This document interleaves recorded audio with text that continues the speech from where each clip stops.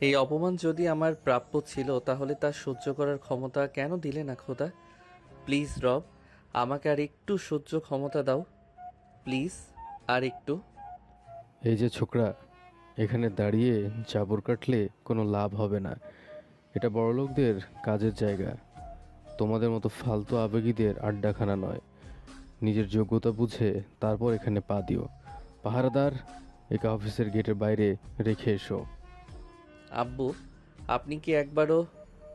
খবরদার, এই নামে ডাকার সাহস করবে না। অফিসের বসকে কিভাবে সম্মান দিতে হয় তা হয়তো তোমার জানা নেই। তোমাকে দিয়ে আমার কোম্পানির পিয়নের কাজও হবে না। Get out.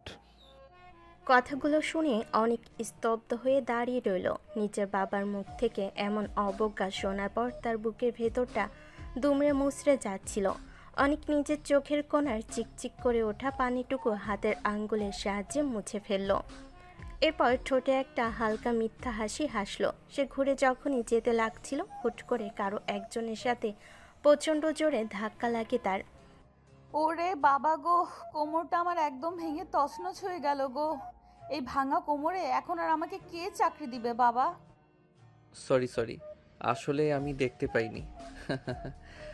অনেক অপরাধ বোধ নিয়ে কথাটা বলল। এরপর সাইমা আরও বিরক্তি নিয়ে অনেককে বলল, আরে বোকা, আপনার সরি বলা থেকে কি আমার কোমর ঠিক হয়ে যাবে, নাকি আমার চাকরিটা হয়ে যাবে? আপনি কি জানেন আজকে আমার জীবনের প্রথম ইন্টারভিউ ছিল, আর আমি কতটা পরিমাণ এক্সাইটেড ছিলাম এই ইন্টারভিউটার জন্য, আর আপনি এসে সব নষ্ট করে দিলেন।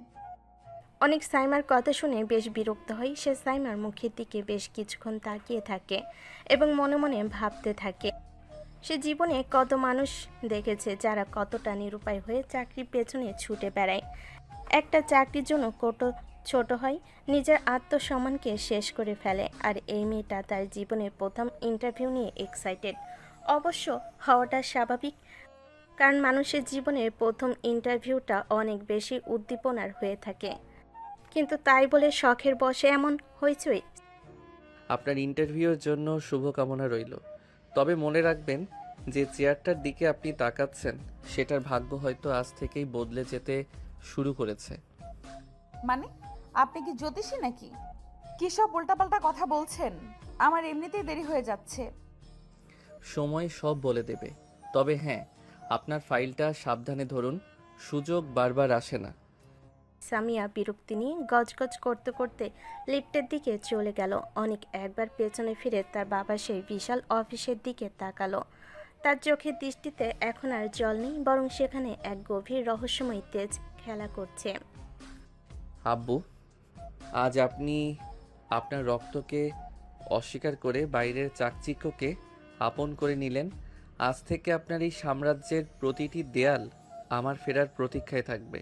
তবে সেদিন আমি আপনার সন্তান হয়ে নয়, এমন এক সত্তা হয়ে আসব যা কল্পনা করার ক্ষমতাও হয়তো আপনার এই মুহূর্তের আভিজাত্যের নেই। খেলাটা কেবল শুরু হলো।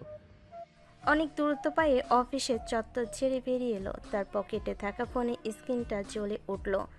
সেখানে একটি মেসেজ ভেসে আছে, স্যার, সব প্রস্তুতি সম্পূর্ণ। আপনার নির্দেশের অপেক্ষায় আছে পুরো গ্লোবাল মার্কেট। অনেক ফোনটা পকেট পুরে এক বুক আত্মবিশ্বাস নিয়ে সামনে এগিয়ে চলল। সাইমার বুক ধকধকানি নিয়ে ইন্টারভিউ রুমের সামনে দাঁড়িয়ে আছে। কিছুক্ষণ আগেই সেই অদ্ভুত ছেলেটার সাথে ধাক্কা খেয়ে মেজাজটা চটে গেল, কিন্তু এখন ভয়ের চোটে সব ভুলে গেছে। পিয়ন নাম ডাকার সাথে সাথে সে ভেতরে প্রবেশ করলো। বিশাল টেবিলের ওপাশে বসে আছে গম্ভীর মুখচ্ছবি নিয়ে অনেকের বাবা জনাব চৌধুরী। মিস সাইমা রহমান, আপনার ফাইলটা আমি দেখলাম। রেজাল্ট তো বেশ চমৎকার, কিন্তু আমাদের এই কর্পোরেট জগতে শুধু কি রেজাল্ট দিয়ে ডাল গলাতে পারবেন বলে মনে হয়? এখানকার পরিবেশটা কিন্তু বেশ কঠিন। জি স্যার, আমি জানি একটা কোম্পানি শুধু রেজাল্ট শিট দিয়ে চলে না, চলে মানুষের কর্মদক্ষতা আর তাৎক্ষণিক সিদ্ধান্ত নেওয়ার ক্ষমতা দিয়ে। আমার কাছে একাডেমিক ডিগ্রির পাশাপাশি নতুন আইডিয়া এবং যে কোনো জটিল পরিস্থিতি সামাল দেওয়ার মতো মানসিক শক্তি আছে। আমি শুধু আপনার একজন সাধারণ কর্মী হতে আসিনি, আমি এসেছি আপনার কোম্পানির লক্ষ্য পূরণে নিজেকে একজন যোগ্য কারিগর হিসেবে প্রমাণ করতে। কথা তো বেশ গুছিয়ে বলেন। আচ্ছা, যদি আপনাকে এমন কোনো কাজ দেওয়া হয় যা আপনার পদের সাথে ঠিক যায় না, বা একটু নিচু স্তরের কাজ, তখন আপনার প্রতিক্রিয়া কী হবে? স্যার, কাজ কখনো ছোট বা বড় হয় না। যদি অফিসের স্বার্থে আমাকে একদম নিচ তলার তদারকিও করতে হয়, আমি সেটাও করব। কারণ একজন দক্ষ লিডার হতে গেলে একদম মাটির স্তরের কাজগুলো বুঝে আসাটা জরুরি বলে আমি মনে করি। এতে করে আমি আমার কর্মীদের সমস্যাগুলো নিজের চোখে দেখতে পারবো। Very smart answer. আপনার এই আত্মবিশ্বাস দেখে আমি সত্যি মুগ্ধ। আমাদের কোম্পানিতে আপনার মতো সাহসী মানুষের প্রয়োজন আছে। কাল থেকেই আপনি জয়েন করছেন আমাদের প্রজেক্টের কোঅর্ডিনেটর হিসেবে। অভিনন্দন আপনাকে। Thank you so much sir. আমি আমার সেরাটা দিয়ে আপনার আস্থার প্রতিদান দেওয়ার চেষ্টা করব।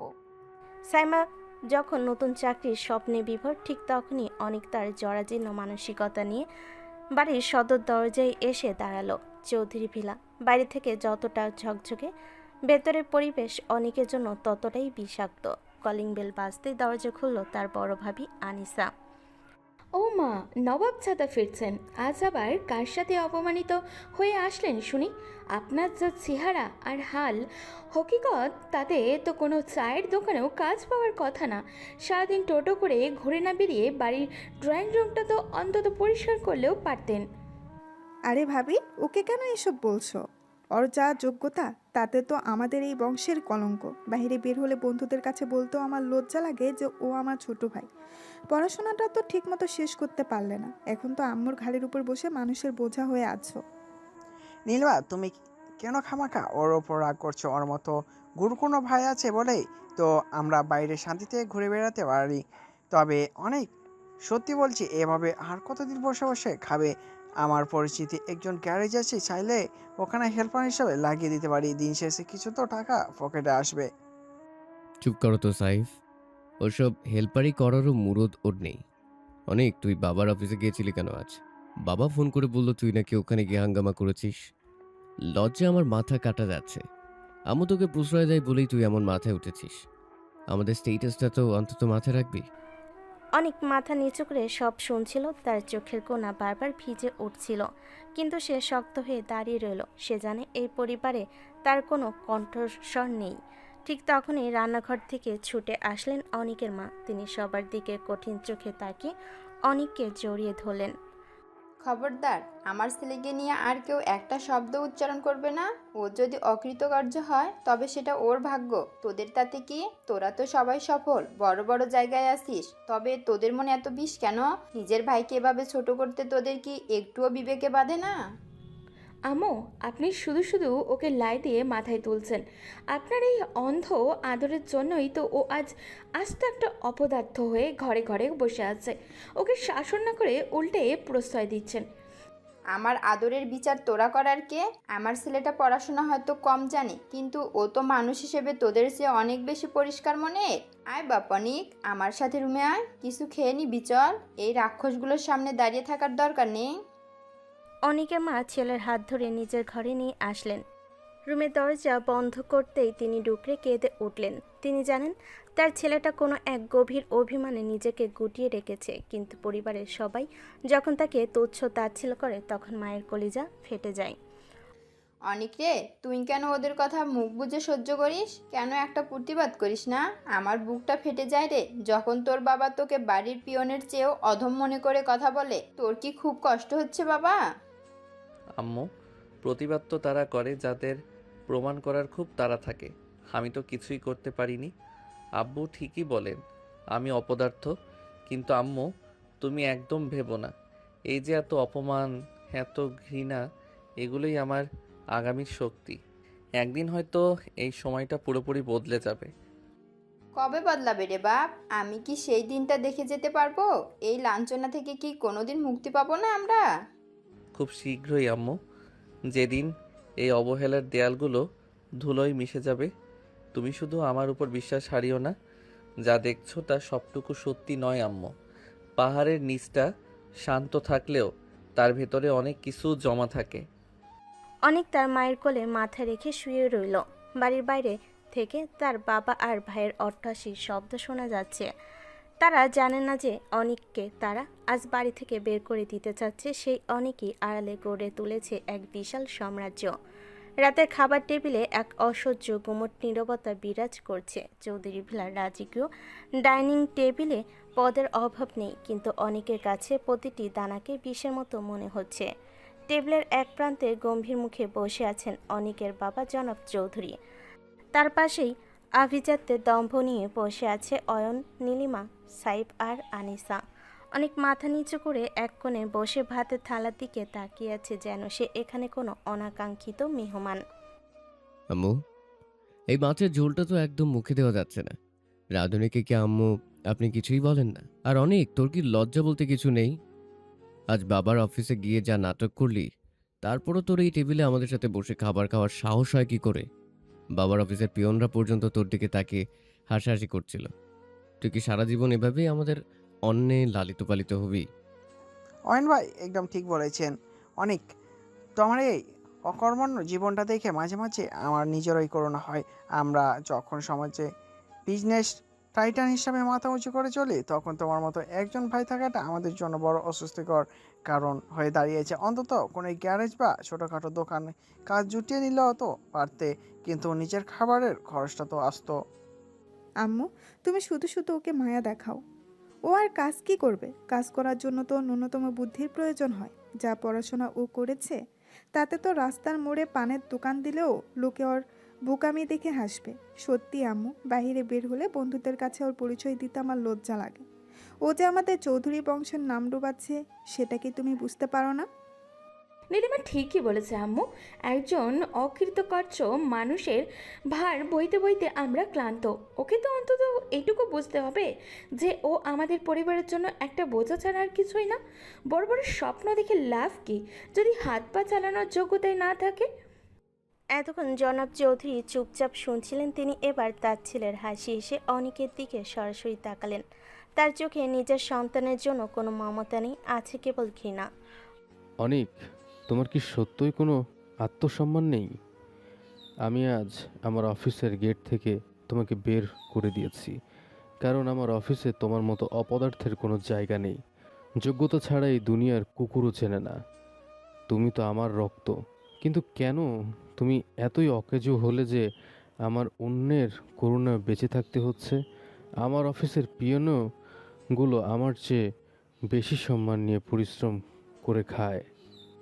অনিকের মা এতক্ষণ ডিশে খাবার বাড়ছিলেন। তিনি বারবার চেষ্টা করছিলেন নিজের কান্না আর ক্ষোভ সামলে রাখতে, কিন্তু এবার ধৈর্যের বাঁধ ভেঙে গেল।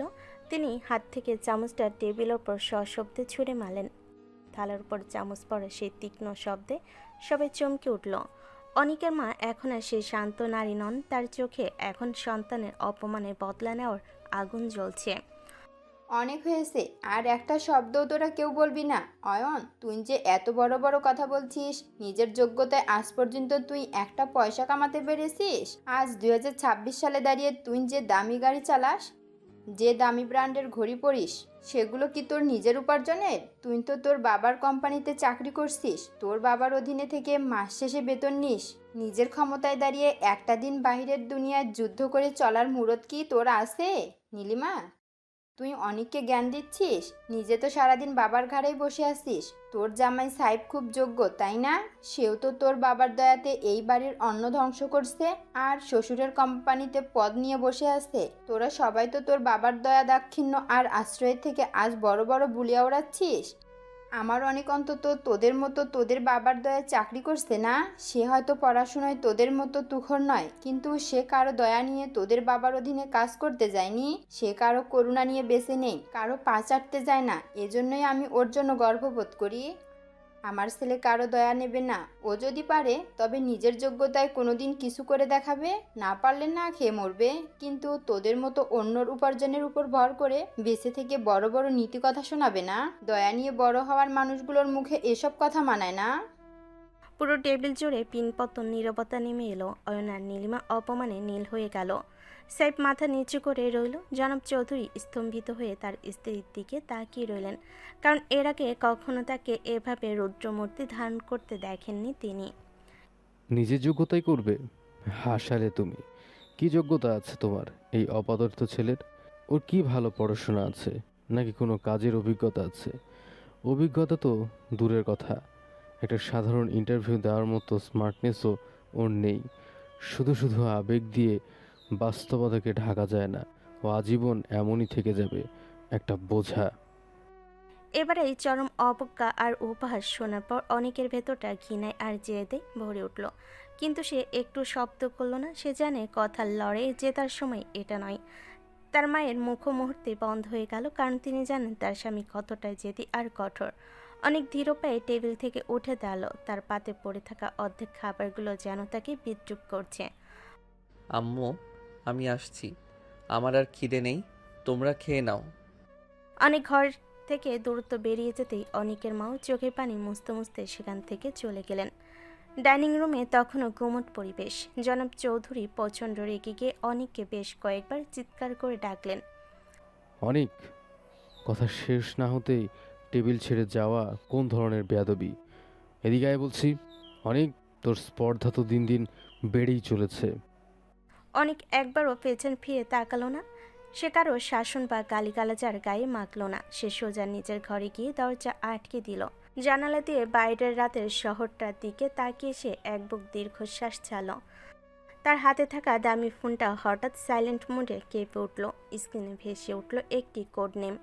অনেক ফোনটা কানে নিয়ে অত্যন্ত শীতল আর গম্ভীর গলায় কথা বলতে শুরু করলো।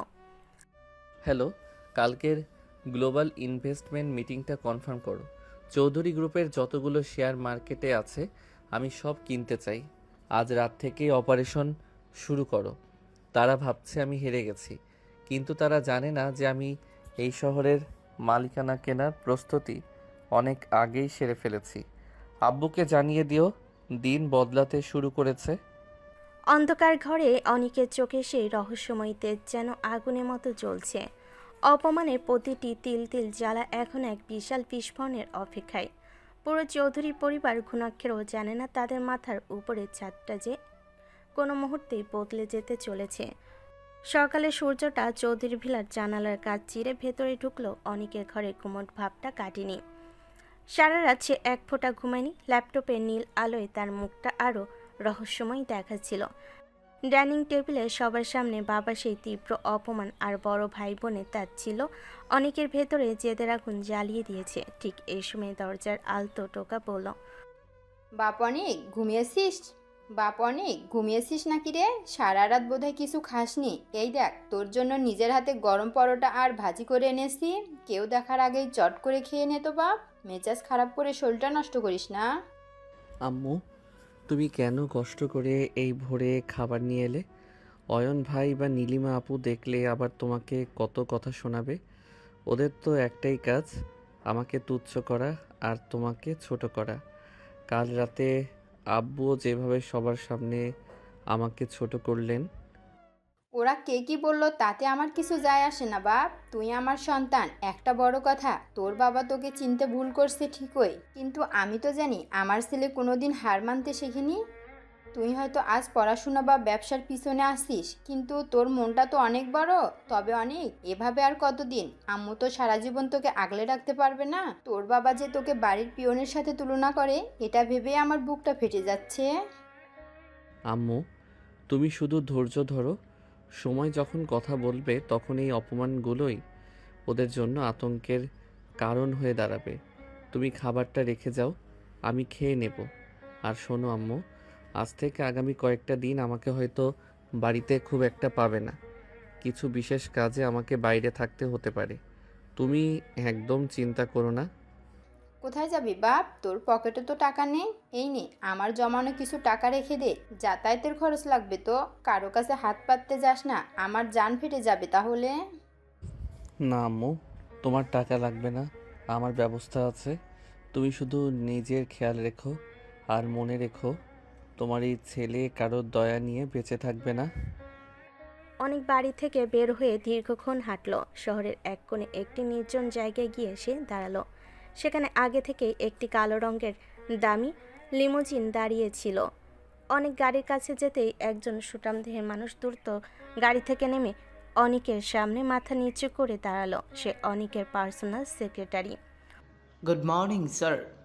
সব প্রস্তুতি সম্পূর্ণ। আজই আপনাকে প্রধান কার্যালয়ে যেতে হবে। গ্লোবাল ইনভেস্টররা আপনার অনুমতির অপেক্ষায় বসে আছে।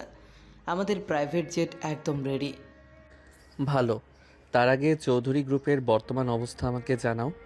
গতকাল রাতে আমি শেয়ার কেনার যে নির্দেশ দিয়েছিলাম সেটার অগ্রগতি কতটুকু?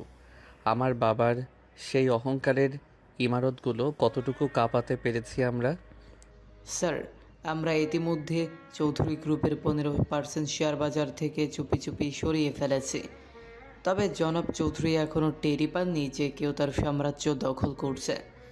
তিনি ভাবছেন এটা বাজারের সাধারণ কোনো ওঠানামা। ওনার ম্যানেজাররা ওনাকে আশ্বস্ত করে রেখেছে। ওনাকে এখনই বুঝতে দেওয়ার দরকার নেই। ধীরে ধীরে জাল বিছাও। তিনি যখন জালে আটকা পড়বেন তখন যেন পালানোর কোনো পথ না থাকে। চলো এখন, সময় নষ্ট করা যাবে না। আজ গ্লোবাল মার্কেটে আমার উপস্থিতি টের পাওয়া চাই। অন্যদিকে চৌধুরী গ্রুপ অফ ইন্ডাস্ট্রিজের প্রধান কার্যালয়ে সাইমা আজ তার প্রথম কর্মদিবস যোগ দিয়েছে। সে তার ডেস্কে বসে ফাইল গোছাচ্ছিল। এমন সময় অয়ন সেখানে এসে উপস্থিত হলো। অয়ন এই কোম্পানির ডিরেক্টর হলো, তার মূল কাজ হলো দম্ভ দেখানো। আরে আপনি কি সেই নতুন প্রজেক্ট কোঅর্ডিনেটর? বাবা তো আপনার অনেক প্রশংসা করছিলেন। মিস সাইমা, আমার রুমে এসে একবার দেখা করে যাবেন। কিছু জরুরি ফাইল নিয়ে আলোচনা করার আছে। নতুন হিসেবে আমার সাথে সম্পর্ক ভালো রাখাটা আপনার ক্যারিয়ারের জন্যই মঙ্গল। জি স্যার, অবশ্যই। তবে আমি আগে আমার জয়েনিং ফর্মালিটিগুলো শেষ করে নিই। জনাব চৌধুরী আমাকে সরাসরি ওনার কেবিনে রিপোর্ট করতে বলেছেন। কাজের প্রথম দিনেই নিয়ম ভাঙলে হয়তো স্যারের কাছে খারাপ ইমপ্রেশন যাবে। শোনেন মিস সাইমা, এখানে কে কি বললো সেটা বড় কথা নয়। আমি কোম্পানির ডিরেক্টর, মানে আগামী দিনের মালিক। আমার কথা শোনা মানেই আপনার ভবিষ্যৎ উজ্জ্বল। আমাদের বাড়িতে একটা অপদার্থ ছেলে আছে, যাকে আম্মু বেশি লাই দেয় বলে সে আজ বোঝা হয়ে দাঁড়িয়েছে। আমি চাই না আমার অফিসের স্টাফরা এমন আলসে আর ফাঁকিবাজ হোক। অপদার্থ ছেলে? আপনি কার কথা বলছেন স্যার? আপনাদের পরিবারের কেউ? হ্যাঁ, আমার ছোট ভাই। সে এক আস্ত আবর্জনা। পড়াশোনা করেনি, কোনো কাজ জানে না। কালও নাকি বাবার অফিসে গিয়ে এসে পিয়নের মতো গুড়গুড় করছিল। আমাদের মতো আভিজাত্যপূর্ণ পরিবারে ও একটা কলঙ্ক ছাড়া আর কিছুই না। ওর পরিচয় দিতেও আমার ঘেন্না লাগে। যাকগে, ফালতু লোকের কথা বাদ দিন, আপনি ফাইলে ফোকাস করুন। সাইমা চুপ করে রইল, কিন্তু তার মনের কোণে কালকে সেই ছেলেটির কথা ভেসে উঠল, যার সাথে অফিসের সামনে তার ধাক্কা লেগেছিল। যদিও সে ছেলেটির নাম বা পরিচয় জানে না, কিন্তু অয়নের কথাই কেন যেন তার সেই মলিন মুখটা বারবার মনে পড়ল। সাইমা ভাবল, একটা ভাই কি আরেকটা ভাইকে এত খারাপভাবে বলতে পারে? অয়নের এই অহংকার সাইমার কাছে খুব একটা ভালো ঠেকলো না। বিকেল গড়াতেই অনেক শহরের সবচেয়ে উঁচু ভবনের টপ ফ্লোরে নিজের বিশাল চেম্বারে বসে আছে। তার সামনে এখন বিশ্বের বাঘা বাঘা সব ব্যবসায়ীরা। অনেক এখন আর সেই অবহেলিত ছেলেটি নয়, সে এখন বিশ্বের অন্যতম প্রভাবশালী business icon, the shadow king. Mister Anik, আপনার বিজনেস আইডিয়া আমাদের মুগ্ধ করেছে। আমরা আপনার নতুন প্রজেক্ট $5 বিলিয়ন ইনভেস্ট করতে প্রস্তুত। তবে আমাদের একটা রিকোয়েস্ট আছে। এই লোকাল মার্কেটে আপনি কি চৌধুরী গ্রুপের সাথে কোনো সমঝোতা করবেন? চৌধুরী গ্রুপ? ওটা তো কেবল একটা তাসের ঘর। ওটার সাথে সমঝোতা নয়, ওটাকে আমি পুরো ধুলোয় মিশিয়ে দেব। আমার বাবা আজ যেখানে অহংকার নিয়ে বসে আছেন, খুব শীঘ্রই সেই চেয়ারটা আমার নির্দেশের গোলাম হবে। তিনি ভাবছেন আমি অকেজ, কিন্তু তিনি জানেন না আমি এই পুরো শহরের ভাগ্য এখন নিজের মুঠোয় নিয়ে বসে আছি। স্যার, জনাব চৌধুরী কিন্তু বড় একটা লোনের জন্য ব্যাংকে চক্কর কাটছেন। উনি ওনার ফ্যাক্টরি বাড়ানোর স্বপ্ন দেখছেন। আমরা কি সেই লোনটা আটকে দেবার ব্যবস্থা করব?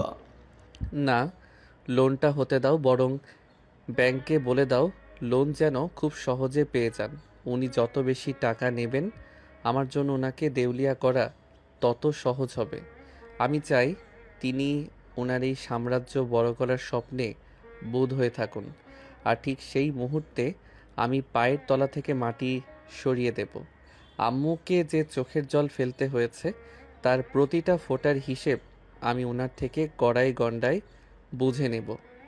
অনেক গ্লাসের জানালার দিকে তাকিয়ে দেখলো নিজের বাবার অফিস ভবনটা এখান থেকে একটা খেলনা বাড়ির মতো দেখাচ্ছে। অবহেলিত সেই ছেলেটি যে এখন আড়ালে বসে বড় দুনিয়া নিয়ন্ত্রণ করছে, সেই রহস্যের উন্মোচন হলে চৌধুরী পরিবারের কী দশা হবে তা ভাবতেই অনেকের চোখে এক নিষ্ঠুর হাসি ফুটে উঠল। সাইমা তখনও অফিসের করিডরে পাথরের মূর্তির মতো দাঁড়িয়ে আছে। লিফটের স্টিলের দরজায় অনেকের প্রতিচ্ছবিটা মিলিয়ে যাওয়ার পর তার চোখের পলক পড়ছে না। তার মাথায় শুধু একটা শব্দই হাতুড়ির মতো বাড়ি খাচ্ছে, অনেক স্যার। যে ছেলেটিকে নিয়ে অয়ন আর অনেকের বাবা গত কয়েকদিন ধরে তুচ্ছ তাচ্ছিল্য করেছে, যাকে বাড়ি কলঙ্ক আর অপদার্থ বলে গালি দিয়েছে, সেই ছেলেই এই অফিসের প্রকৃত রাজপুত্র। সাইমার হাত থেকে ফাইলগুলো প্রায় পড়ে যাওয়ার উপক্রম হলো। সাইমা নিজের মনে বিড়বিড় করে বলতে লাগলো যে এটা কিভাবে সম্ভব। অয়ন স্যার তো বলেছিল সে পিয়নের কাজ খোঁজার যোগ্যতাও রাখে না, অথচ অফিসের সিনিয়র অফিসাররা তাকে দেখে মাথা নত করছে। অনিক স্যার এই নামের আড়ালে আসলে কোন মানুষটা লুকিয়ে আছে তা সাইমার কল্পনার বাইরে। ঠিক সেই মুহূর্তে সাইমার কাঁধে কারোর হাতের স্পর্শ লাগলো। সে চমকে পেছনে তাকিয়ে দেখলো অয়ন দাঁড়িয়ে আছে। অয়নের চোখে মুখে এক কুৎসিত হাসি। এ ব্যাপার বেশ সাইমা, অফিসের করিডোরে দাঁড়িয়ে ভূত দেখার মতো চমকে উঠলেন কেন? কোনো সমস্যা নাকি ওই রাস্তার ছোকরাটা আপনাকে আবারও বিরক্ত করছে? আমি তো দেখলাম ওই দিক দিয়েই গেল। না স্যার, আসলে আমি ফাইলগুলো নিয়ে ডেস্কে যাচ্ছিলাম। ওই লোকটা কে ছিল স্যার? অফিসাররা তো তাকে সম্মান দিয়ে কথা বলছিল। ও, এই ওই তো অনেক। বাড়ির আবর্জনাটা বোধহয় আবারও আব্বুর কাছে হাত পাততে এসেছিল। অফিসাররা ওকে চেনে তো, তাই পুরনো খাতিরে হয়তো একটু সম্মান দেখিয়েছে। ওসব নিয়ে আপনি ভাববেন না। শোনেন সাইমা, কাল রাতে পার্টির জন্য নিজেকে তৈরি রাখুন। আমি যে আমার প্রজেক্ট কোঅর্ডিনেটর যেন সবার নজর কাড়ে। আর হ্যাঁ, অনেকের মতো নিচু স্তরের মানুষের ছায়া থেকেও দূরে থাকবে। ওটা একটা অভিশাপ। অয়ন হনহন করে নিজের কেবিনের দিকে চলে গেল। সাইমা বুঝলো অয়ন এখনো অন্ধকারে আছে, সে জানে না তার ভাই আসলে কি। কিন্তু সাইমার মনে খটকা লাগলো যে অনেক কেন তার কালকের পার্টির কথা বলল। সেখানে এমন কি সত্য আছে যা সাইমা সহ্য করতে পারবে না? ওদিকে শহরের এক গোপন আস্থানায় অনেক বসে আছে বিশাল এক কন্ট্রোল রুমের সামনে। সেখানে বিশালাকার স্ক্রিনে ভেসে উঠছে সারা বিশ্বের শেয়ার বাজারের ওঠানামা। তার সাথে আছে তার বিশ্বস্ত সহযোগীরা। স্যার, চৌধুরী গ্রুপের লোনটা ব্যাংকে প্রসেস হয়ে গেছে। ওরা এখন পার্টি মুডে আছে, কিন্তু ওরা জানে না যে ব্যাংকের সেই 500 কোটি টাকা সরাসরি আমাদের একটি সেল কোম্পানিতে ট্রান্সফার হওয়ার জন্য কোডিং সেট করা আছে। লোনটা ডাইভার্ট হতে দাও, কিন্তু মনে রেখো আমার টার্গেট শুধু টাকা নয়। আমি চাই আব্বু যেন নিজের চোখে দেখেন তার তিল তিল করে গড়া সাম্রাজ্য কিভাবে বালির বাঁধের মতো ভেঙে পড়ছে। যে আভিজাত্য নিয়ে তিনি আমার আম্মুকে প্রতিনিয়ত অপমান করেছেন, সেই আভিজাত্যের কফিন কাল আমি নিজেই তৈরি করব। স্যার, আপনার বোন নীলিমা ম্যাডাম তো অলরেডি শপিংয়ে কয়েক লাখ টাকা উড়িয়ে দিয়েছেন। তিনি ভাবছেন কোম্পানির অবস্থা এখন তুঙ্গে। অয়ন সাহেব কাল রাতে সাইমা মিসকে তার পার্সোনাল গেস্ট হিসেবে পার্টিতে নিয়ে যেতে চাইছেন। সাইমা মিস খুব বিপদে আছেন। অয়নকে ওর সীমা অতিক্রম করতে দাও। ও যত বড় গর্ত খুঁড়বে পতনটা ততটাই গভীর হবে। সাইমাকে আমি নিজে আজ রাতে একটা মেসেজ পাঠাবো, ওকে এই খেলার অংশ হতেই হবে। রাত তখন প্রায় 12টা। সাইমা তার ফ্ল্যাটে বসে ল্যাপটপে সেই কালো ইগল লোগোটা নিয়ে রিসার্চ করছিল। হঠাৎ তার ফোনে একটা অপরিচিত নাম্বার থেকে মেসেজ এলো। মেসেজটা খুব ছোট কিন্তু রহস্যময়। সেখানে লেখা ছিল যে আগামীকাল রাত 9টায় গ্র্যান্ড হোটেলে নীল রঙের শাড়িটা পরবেন না, কারণ ওটা অয়নের পছন্দ। সাদা পরুন, কারণ ওটা সত্যের প্রতীক। পেরোকে জায়গায় শুধু লেখা। সাইমার বুকটা ধক করে উঠল। মানে কি? অনিক সে কিভাবে জানলো? সাইমা নীল শাড়ি কেনার কথা ভাবছিল, অনিক কি তবে তার উপর নজর রাখছে? সাইমার মনে এক অদ্ভুত রোমাঞ্চ আর ভয় কাজ করতে লাগলো। পরের দিন রাত গ্রাউন্ড হোটেলের আলোকসজ্জায় পুরো শহর যেন ঝিলমিল করছে। চৌধুরী গ্রুপ অফ ইন্ডাস্ট্রিজের সাকসেস পার্টি। শহরের সব প্রভাবশালী ব্যবসায়ী সেখানে হাজির। অনেকের বাবা স্টেজ থেকে একের পর এক ভাষণ দিচ্ছেন। আজ আমাদের কোম্পানির এক নতুন যাত্রা শুরু হলো। এই 25 কোটি টাকার লোন আমাদের বিশ্বের দরবারে পরিচিত করবে। আমার বড় ছেলে অয়ন এই প্রজেক্টের প্রাণ। আমি গর্বিত যে আমার একটা সুযোগ্য সন্তান আছে, আর যারা অযোগ্য তাদের জন্য আমার এই সাম্রাজ্যে কোনো জায়গা নেই। ঠিক সেই মুহূর্তেই হোটেলের প্রধান ফটক দিয়ে সাদা রঙের জর্জেট শাড়িতে সাইমা প্রবেশ করলো। তাকে অপার্থিব সুন্দর লাগছে। অয়ন দ্রুত এগিয়ে এসে তার সাথে কথা বলার চেষ্টা করলো। বাহ সাইমা, আমি জানতাম আপনি আজ চমকে দেবেন, কিন্তু আমি তো নীল রঙের কথা বলছিলাম। আপনি সাদা কেন পরলেন? যাই হোক, আপনাকে আমার আব্বুর সাথে পরিচয় করিয়ে দিই। চৌধুরী স্যারকে আমি চিনি স্যার। আপনি বরং পার্টির দিকে মনোযোগ দিন। আমার মনে হচ্ছে আজ রাতে এমন কিছু ঘটবে যা কেউ আশা করেনি। হঠাৎ সব আলো নিভে গেল। পুরো হলরুম নিস্তব্ধ। বড় পর্দায় ভেসে উঠল সেই রহস্যময়ী কালো ঈগলের লোগো। মাইক্রোফোনে অয়নের কণ্ঠস্বর শোনা গেল, কিন্তু সেই সংলাপে ছিল এক চরম বিস্ময় ও আতঙ্ক। চৌধুরী গ্রুপ অফ ইন্ডাস্ট্রিজ, আপনাদের সময় শেষ, আপনাদের লোন বাতিল করা হয়েছে এবং আপনাদের সমস্ত শেয়ার এখন দ্য শ্যাডো কিং এর দখলে। আপনাদের বর্তমান ব্যালেন্স 0। আব্বু, এটা কি হচ্ছে? স্ক্রিনে এসব কি দেখাচ্ছে? এটা কি হচ্ছে? কি করেছো মজা? সিকিউরিটি, লাইট জ্বালাও। আমার সার্ভার হ্যাক হলো কিভাবে? অয়ন, তুই না বলেছিলি সব ঠিক আছে? ঠিক সেই মুহূর্তে রুমের মাঝখানে স্পটলাইটটা এক যুবকের উপর পড়ল। দামি ব্ল্যাক স্যুট, চোখে দামি চশমা আর ঠোঁটে সেই রহস্যময় বাঁকা হাসি। পুরো হলরুম স্তব্ধ হয়ে দেখল যে সেই যুবক আর কেউ নয়, অনেক। অনেক, তুই এখানে কি করছিস? এই ফালতু নাটক বন্ধ কর। সিকিউরিটি, এই রাস্তার ছেলেটাকে বের করে দাও। ওইখানে ঢুকলো কিভাবে? অয়ন ভাই, রাস্তাটা হয়তো আজ তোমার জন্য খুলে গেছে। আব্বু, আপনি বলেছিলেন না আমি অযোগ্য? আজ আপনার এই পুরো অডিটোরিয়াম, এই হোটেল, এমনকি আপনার পরনের দামি কোটটাও এখন আমার মালিকানাধীন। আমি সেই শ্যাডো কিং যার দয়ায় আপনি এতক্ষণ স্টেজে দাঁড়িয়ে ভাষণ দিচ্ছিলেন। অনিকের কথা শেষ হতে না হতে মিডিয়ার ক্যামেরাগুলো তার দিকে ঘুরে গেল।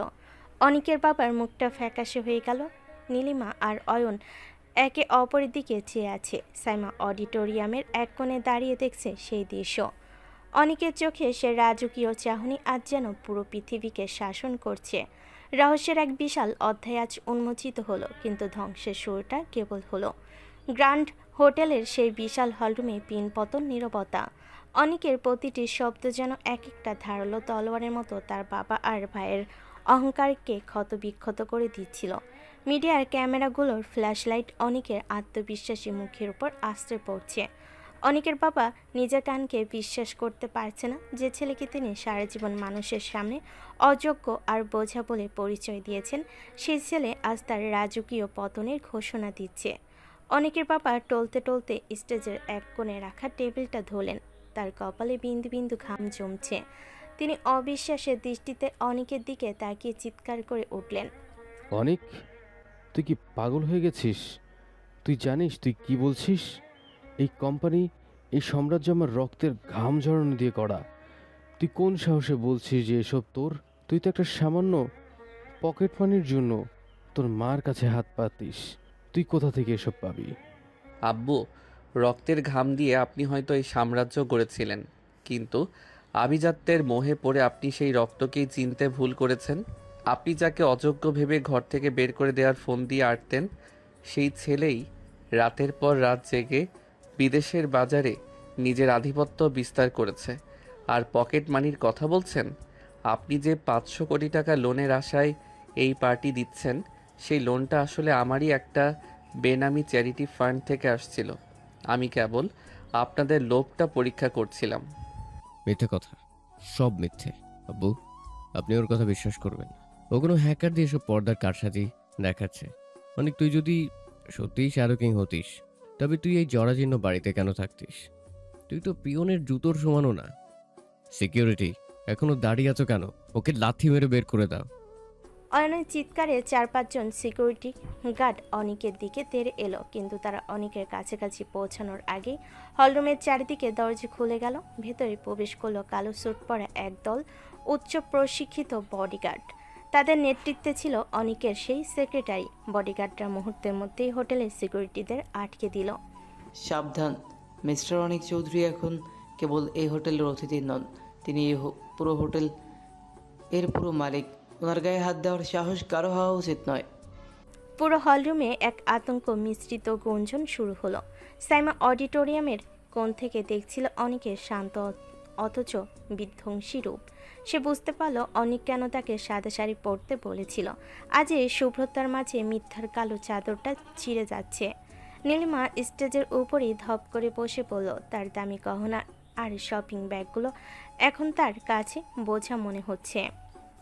অনেক, তুই এটা কি করলি? আমরা তো তোর নিজের ভাই বোন, আমাদের পথে বসিয়ে তোর লাভ কি হবে? আব্বু যদি এখন হার্ট অ্যাটাক করেন তবে কি তুই খুশি হবি? নীলিমা আপু, যখন আমার আম্মুকে তোমরা কাজের মেয়ের মতো খাটাতো, যখন তাকে পুরনো কাপড় পরিয়ে বাড়ির এক কোণে ফেলে রাখতে, তখন কি তোমাদের মনে হয়েছিল যে তিনি তোমাদের নিজের মা? আব্বুর হার্ট অ্যাটাকের ভয় দেখাচ্ছ?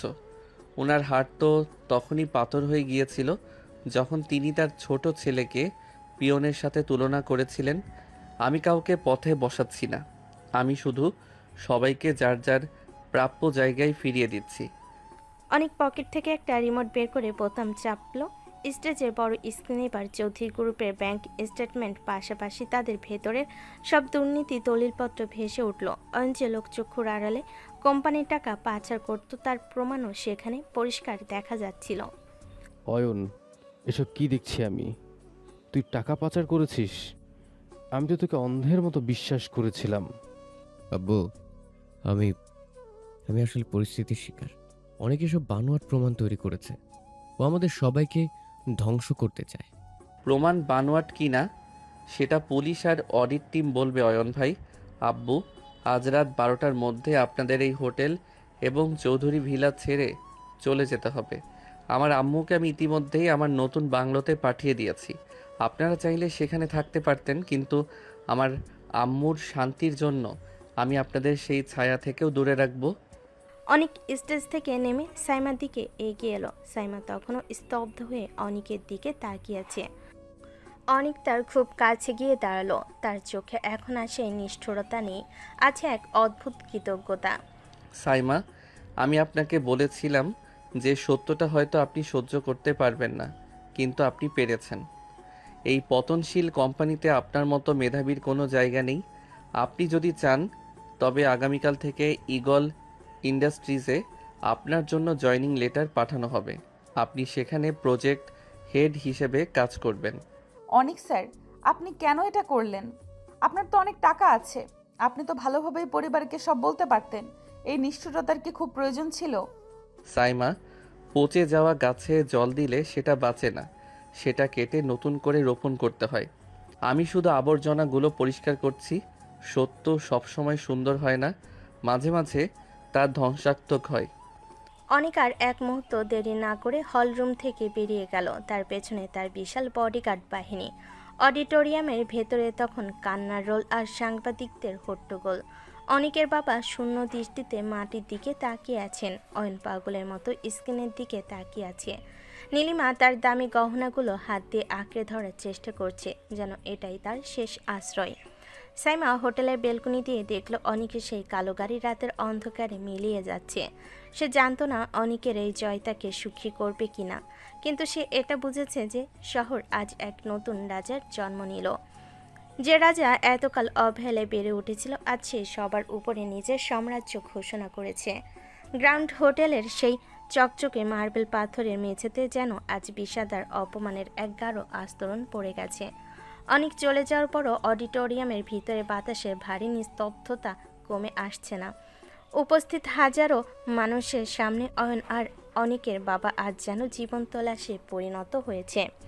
সাংবাদিকদের হাজারো প্রশ্ন তীরের মতো তাদের বিদ্ধ করছে। ঠিক তখনই হোটেলের চারিদিকে ডিজিটাল স্ক্রিনগুলো হঠাৎ কাঁপতে শুরু করলো। স্ক্রিনে অনিকের চেহারার বদলে ভেসে উঠল একটি কাউন্টডাউন টাইমার। 10, 9, 8। আবার কি শুরু হলো? অডিটোরিয়ামের মেইন গেট খুলছে না কেন? কেউ আমাকে এখান থেকে বের করো। কাউন্টডাউন শেষ হতে স্ক্রিনে চৌধুরী ভিলার ভেতরে সিসিটিভি ফুটেজ লাইভ হয়ে গেল। সেখানে দেখা যাচ্ছে নীলিমার রাজকীয় রুম থেকে শুরু করে অয়নের আলমারি সবকিছু সিলকালা করে দিচ্ছে একদল বিশেষ আইন শৃঙ্খলার রাজকীয় বাহিনী। অনেকের বাবার ব্যক্তিগত ডয়ের থেকে বের করে আনা হচ্ছে এমন কিছু ফাইল, যা দেখে অডিটোরিয়ামে উপস্থিত সবার চোখ কপালে উঠল। না, ওটা হতে পারে না। এই ফাইলটা তো আমি 20 বছর আগে পুড়িয়ে ফেলেছিলাম। অনেক ওটা পেল কোথায়? ও কিভাবে শ্যাডো কিং হওয়ার আগেই আমার অতীতের কবর খুঁড়েছিল? এদিকে শহরের কেন্দ্রস্থলে উপস্থিত 100 তলা বিশিষ্ট ইগল টাওয়ারের ছাদে অনেক দাঁড়িয়ে আছে। তার সামনে দাঁড়িয়ে আছে এক রহস্যময়ী নারী, যার মুখটা ছায়ে ঢাকা। অনেকের হাতে এখন একটা প্রাচীন নকশা করা চাবি। আমি জানি ওটা কেবল একটা ঘর নয়, ওটা একটা রহস্যের গোদাম, যেটার জন্য আমার আম্মুকে সারা জীবন অন যেটার জন্য আমার আম্মুকে সারা জীবন অমানবিক যন্ত্রণার মধ্য দিয়ে যেতে হয়েছে। আব্বু ভেবেছিলেন তিনি সত্যটা ধামাচাপা দিয়েছেন, কিন্তু তিনি জানতেন না যে তার ছায়ার ভেতরেই আমি বড় হচ্ছিলাম। গ্রাউন্ড হোটেলের পার্কিং লটে সাইমা তখনও কাঁপছে। তার হাতে সেই সাদা শাড়ি, যা এখন কেবল একটি পোশাক নয়, বরং অনেকে দেওয়া একটা বিরাট দায়িত্ব। হঠাৎ তার পাশ দিয়ে একটা কালো গাড়ি তীব্র গতিতে এসে থামলো। গাড়ি থেকে নামলো অয়ন। তার চোখে এখন খুনে নেশা। মিস সাইমা, খুব তো অনেক স্যারের সাথে হাত মিলিয়ে নাটক সাজালেন। ভেবেছেন চাকরি পাবেন? ভেবেছেন রাজপ্রাসাদে থাকবেন? অনেক যে আপনাকে কেন এখানে পাঠিয়েছে সেটা কি জানেন? ও আপনাকে ব্যবহার করেছে। অয়ন স্যার, আপনি নিজের ভুল স্বীকার করার বদলে অন্যের উপর দোষ চাপাচ্ছেন। অনিক স্যার আমাকে কোনো ব্যবহার করেননি, বরং তিনি আপনাদের আসল চেহারাটা দুনিয়ার সামনে এনেছেন।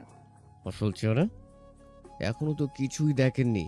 এই যে লোনটা ল্যাপস হলো, এই গ্যারান্টার হিসেবে যে লোগোটা ছিল ওটা কেবল অনেকের না, ওটা একটা আন্তর্জাতিক সিন্ডিকেটের। অনেক ওদের টাকা ব্যবহার করেছে। কাল সকালে যখন পুলিশ অনেককে এই সিন্ডিকেটের সাথে জড়িত থাকার দায়ে গ্রেপ্তার করবে, তখন আপনি কোথায় থাকবেন? সাইমার বুকটা কেঁপে উঠল। অয়ন কি তবে কোনো নতুন ষড়যন্ত্রের কথা বলছে? অনেক কি সত্যি কোনো অন্ধকার জগতের সাথে জড়িয়ে পড়েছে? সাইমা কিছু বলতে যাবে, ঠিক তখনই তার কানে থাকা ব্লুটুথ ডিভাইসে অনেকের শান্ত কণ্ঠস্বর ভেসে উঠল। সাইমা, অয়নের কথায় ভয় পাবেন না। ও আপনাকে প্ররোচিত করার চেষ্টা করছে। আপনি এখন গাড়ি নিয়ে সোজা ঈগল টাওয়ারে চলে আসুন। আপনার জন্য সেখানে এমন একটি তথ্য অপেক্ষা করছে যা শুনলে আপনি বুঝতে পারবেন কেন আমি এই শহরটাকেই কিনে নিয়েছি। রাত 2টো। চৌধুরী ভিলা এখন পুলিশ আর ডিবি অফিসারের কবলে। অনেকের বাবা আর নীলিমাকে জিজ্ঞাসাবাদ করা হচ্ছে। অয়ন তখন গা ঢাকা দেওয়ার চেষ্টা করছে। অন্যদিকে সাইমা পৌঁছে গেছে ঈগল টাওয়ারের একদম উপরের তলায়। সেখানে অনেক একটা বড় টেবিলের সামনে বসে আছে, যার উপর রাখা আছে 20 বছর আগের একটি পুরনো নিউজ পেপার। অনিক স্যার, আপনি কি সত্যি কোনো বিপদে আছেন? অয়ন স্যার বলেছিলেন আপনি নাকি কোনো অবৈধ সিন্ডিকেটের টাকা নিয়েছেন। সাইমা, এই পৃথিবীতে আইন চলে টাকার জোরে, আর টাকা চলে আমার বুদ্ধিতে। অয়ন যা বলেছে তা সত্য, কিন্তু অর্ধেক। আমি সিন্ডিকেটের টাকা নিয়েছি তাদেরই ধ্বংস করার জন্য। কিন্তু আপনি কি জানেন এই নিউজ পেপারটা কেন এখানে রাখা? সাইমা নিউজ পেপারের দিকে তাকালো। সেখানে একটা বড় হেডলাইনে, এক রাতে নিখোঁজ কোটিপতি ব্যবসায়ী, ষড়যন্ত্র না দুর্ঘটনা। এটা তো অনেক পুরনো খবর, এর সাথে আপনার কি সম্পর্ক?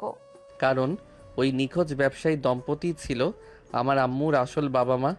আব্বু কেবল আমার আম্মুকে বিয়ে করেননি, তিনি তার শ্বশুর শাশুড়িকে সরিয়ে দিয়ে পুরো সম্পদ দখল করেছিলেন, আর আমার আম্মুকে এমনভাবে টর্চার করেছিলেন যাতে তিনি সব ভুলে যান। আমি চৌধুরী হয়ে জন্মাইনি সাইমা, আমি জন্মেছি এই বিশাল ধ্বংসস্তূপের উপর রাজত্ব করতে।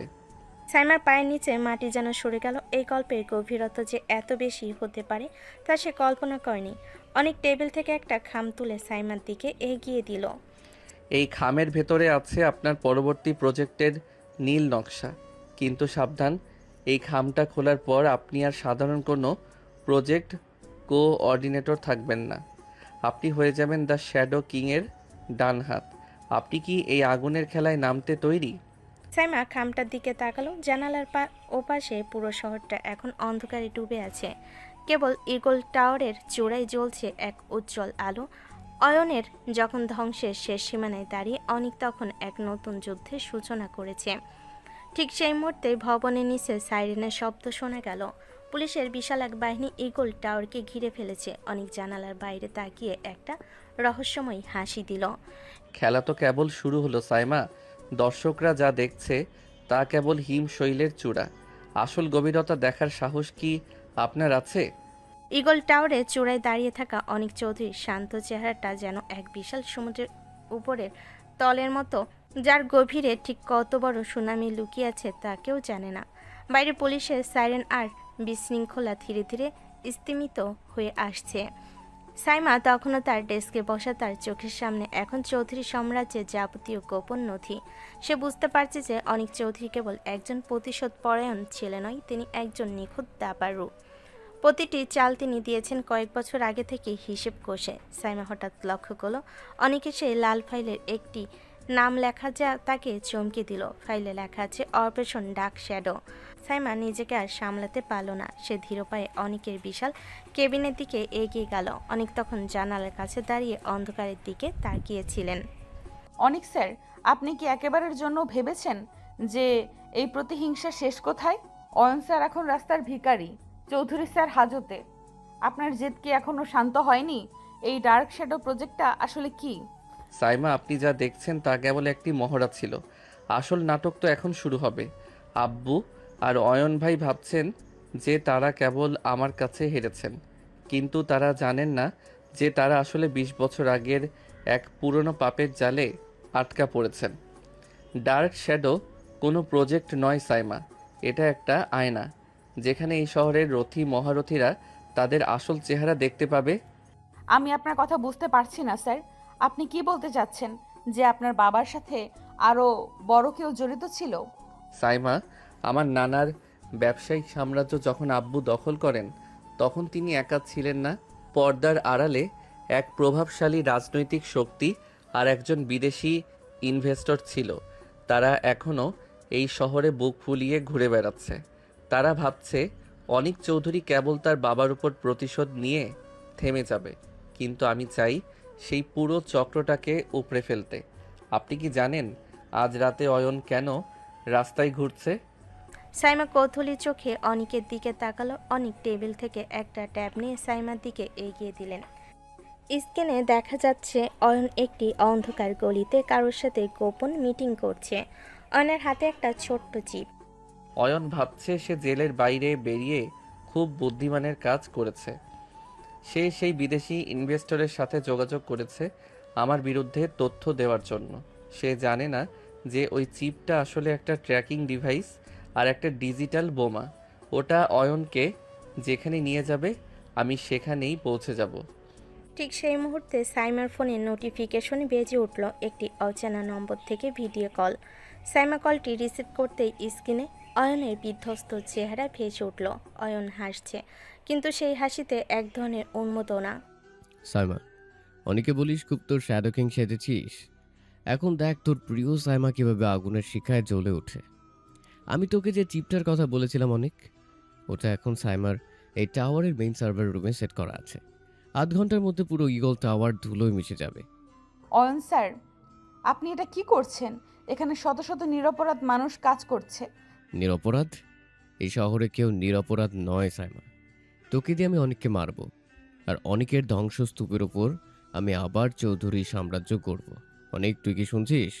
তোর সাম্রাজ্য আজ তোর কবর হবে। অয়ন খিলখিল করে হেসে কলমটা কেটে দিল। সাইমা আতঙ্কে কাঁপতে শুরু করলো। সে বুঝতে পারছে না কি করবে, কিন্তু অনিকের মুখে তখনও সেই রহস্যময় হাসি। তিনি ধীর পায়ে সাইমার কাছে এগিয়ে এলেন। সাইমা, আমি আপনাকে বলেছিলাম না যে শিকারী যখন মনে করে সে জিতে গেছে, তখনই সে সবচেয়ে বড় ভুলটা করে। অয়ন যে সার্ভার রুমে চিপ সেট করেছে, সেই রুমটা আমি গত রাতেই ডামি বানিয়ে ফেলেছি। আসল সার্ভার এখন অনেক গভীরে, যেখানে আগুনের আঁচও পৌঁছাবে না। কিন্তু আমি চাই অয়ন ভাবুক যে সে সফল হয়েছে। তার মানে আপনি জেনে শুনেই এই ঝুঁকিটা নিয়েছেন? অয়ন স্যার যদি সত্যি কিছু করে ফেলে? সাইমা, ঝুঁকি না নিলে কখনো বড় শিকার ধরা যায় না। আজ রাত 3টে গ্র্যান্ড হোটেলের সেই একই অডিটোরিয়ামে এবার হবে আসল বিচার। সেখানে চৌধুরী স্যারকেও নিয়ে আসা হচ্ছে বিশেষ প্যারোলে, আর সাথে থাকবে সেই রহস্যময় ইনভেস্টর। আমি চাই আপনি সেখানে আমার প্রধান সাক্ষী হিসেবে থাকবেন। রাত 3টা, পুরো শহর যখন ঘুমে আচ্ছন্ন। গ্র্যান্ড হোটেলে সেই অডিটোরিয়াম তখন ভারী অস্ত্রধারী গার্ডদের কবলে। অডিটোরিয়ামের ভেতর অনিকের বাবা অয়ন এবং একজন মধ্যবয়সী বিদেশি নাগরিক বসে আছেন। অয়ন খুব উত্তেজিত হয়ে কথা বলছেন। মিস্টার স্টিফেন, লোনটা এখন ডাইভার্ট করুন। অনেকের টাওয়ার এখন ধ্বংসের মুখে। আমাদের সব প্রমাণ ওই ধ্বংসস্তূপের নিচে চাপা পড়বে। আব্বু, আপনি চিন্তা করবেন না, আমরা আবার ক্ষমতায় আসছি। অয়ন, তোর ওপর ভরসা করে আমি অনেক বড় বাজি ধরেছি। অনেক যেন আর বেঁচে না থাকে। হঠাৎ অডিটোরিয়ামের বিশাল দরজাগুলো সশব্দে খুলে গেল।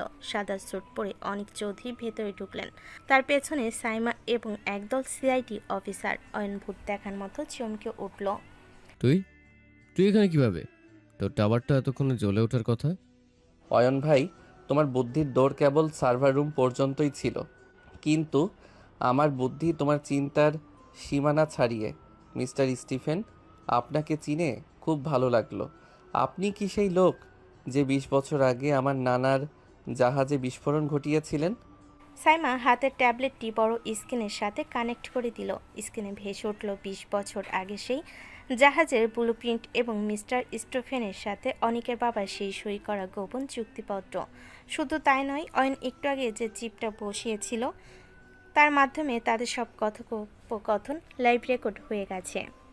আব্বু, আপনি আমাকে অযোগ্য বলতেন, আজ দেখুন আপনার যোগ্য ছেলে অয়ন আপনাকে সরাসরি ফাঁসিতে নিয়ে যাচ্ছে। মিস্টার স্টিফেন, এই চুক্তিপত্র আর লাইভ কনফেশন এখন ইন্টারপোলের কাছে পৌঁছে গেছে। আপনাদের পালানোর সব পথ বন্ধ। পুলিশের দল ভিতরে ঢুকে মিস্টার স্টিফেন, অয়ন আর চৌধুরী সাহেবকে ঘিরে ফেল। চৌধুরী সাহেব এবার পাগলের মতো অনিকের পা চেপে ধরলেন। তার আভিজাত্য আজ ধুলোয় মিশে গেছে। অনেক, আমাকে মাফ করে দে। আমি লোভে অন্ধ হয়ে গিয়েছিলাম। তোর মা তোকে খুব ভালোবাসতো, তার দোহাই দিয়ে বলছি, আমাকে বাঁচা। মা আপনাকে ক্ষমা করতে পারেন আব্বু, কিন্তু আমি পারবো না। মা যে যন্ত্রণায় মারা গেছেন, সেই যন্ত্রণার 1% আপনি এখনও পাননি।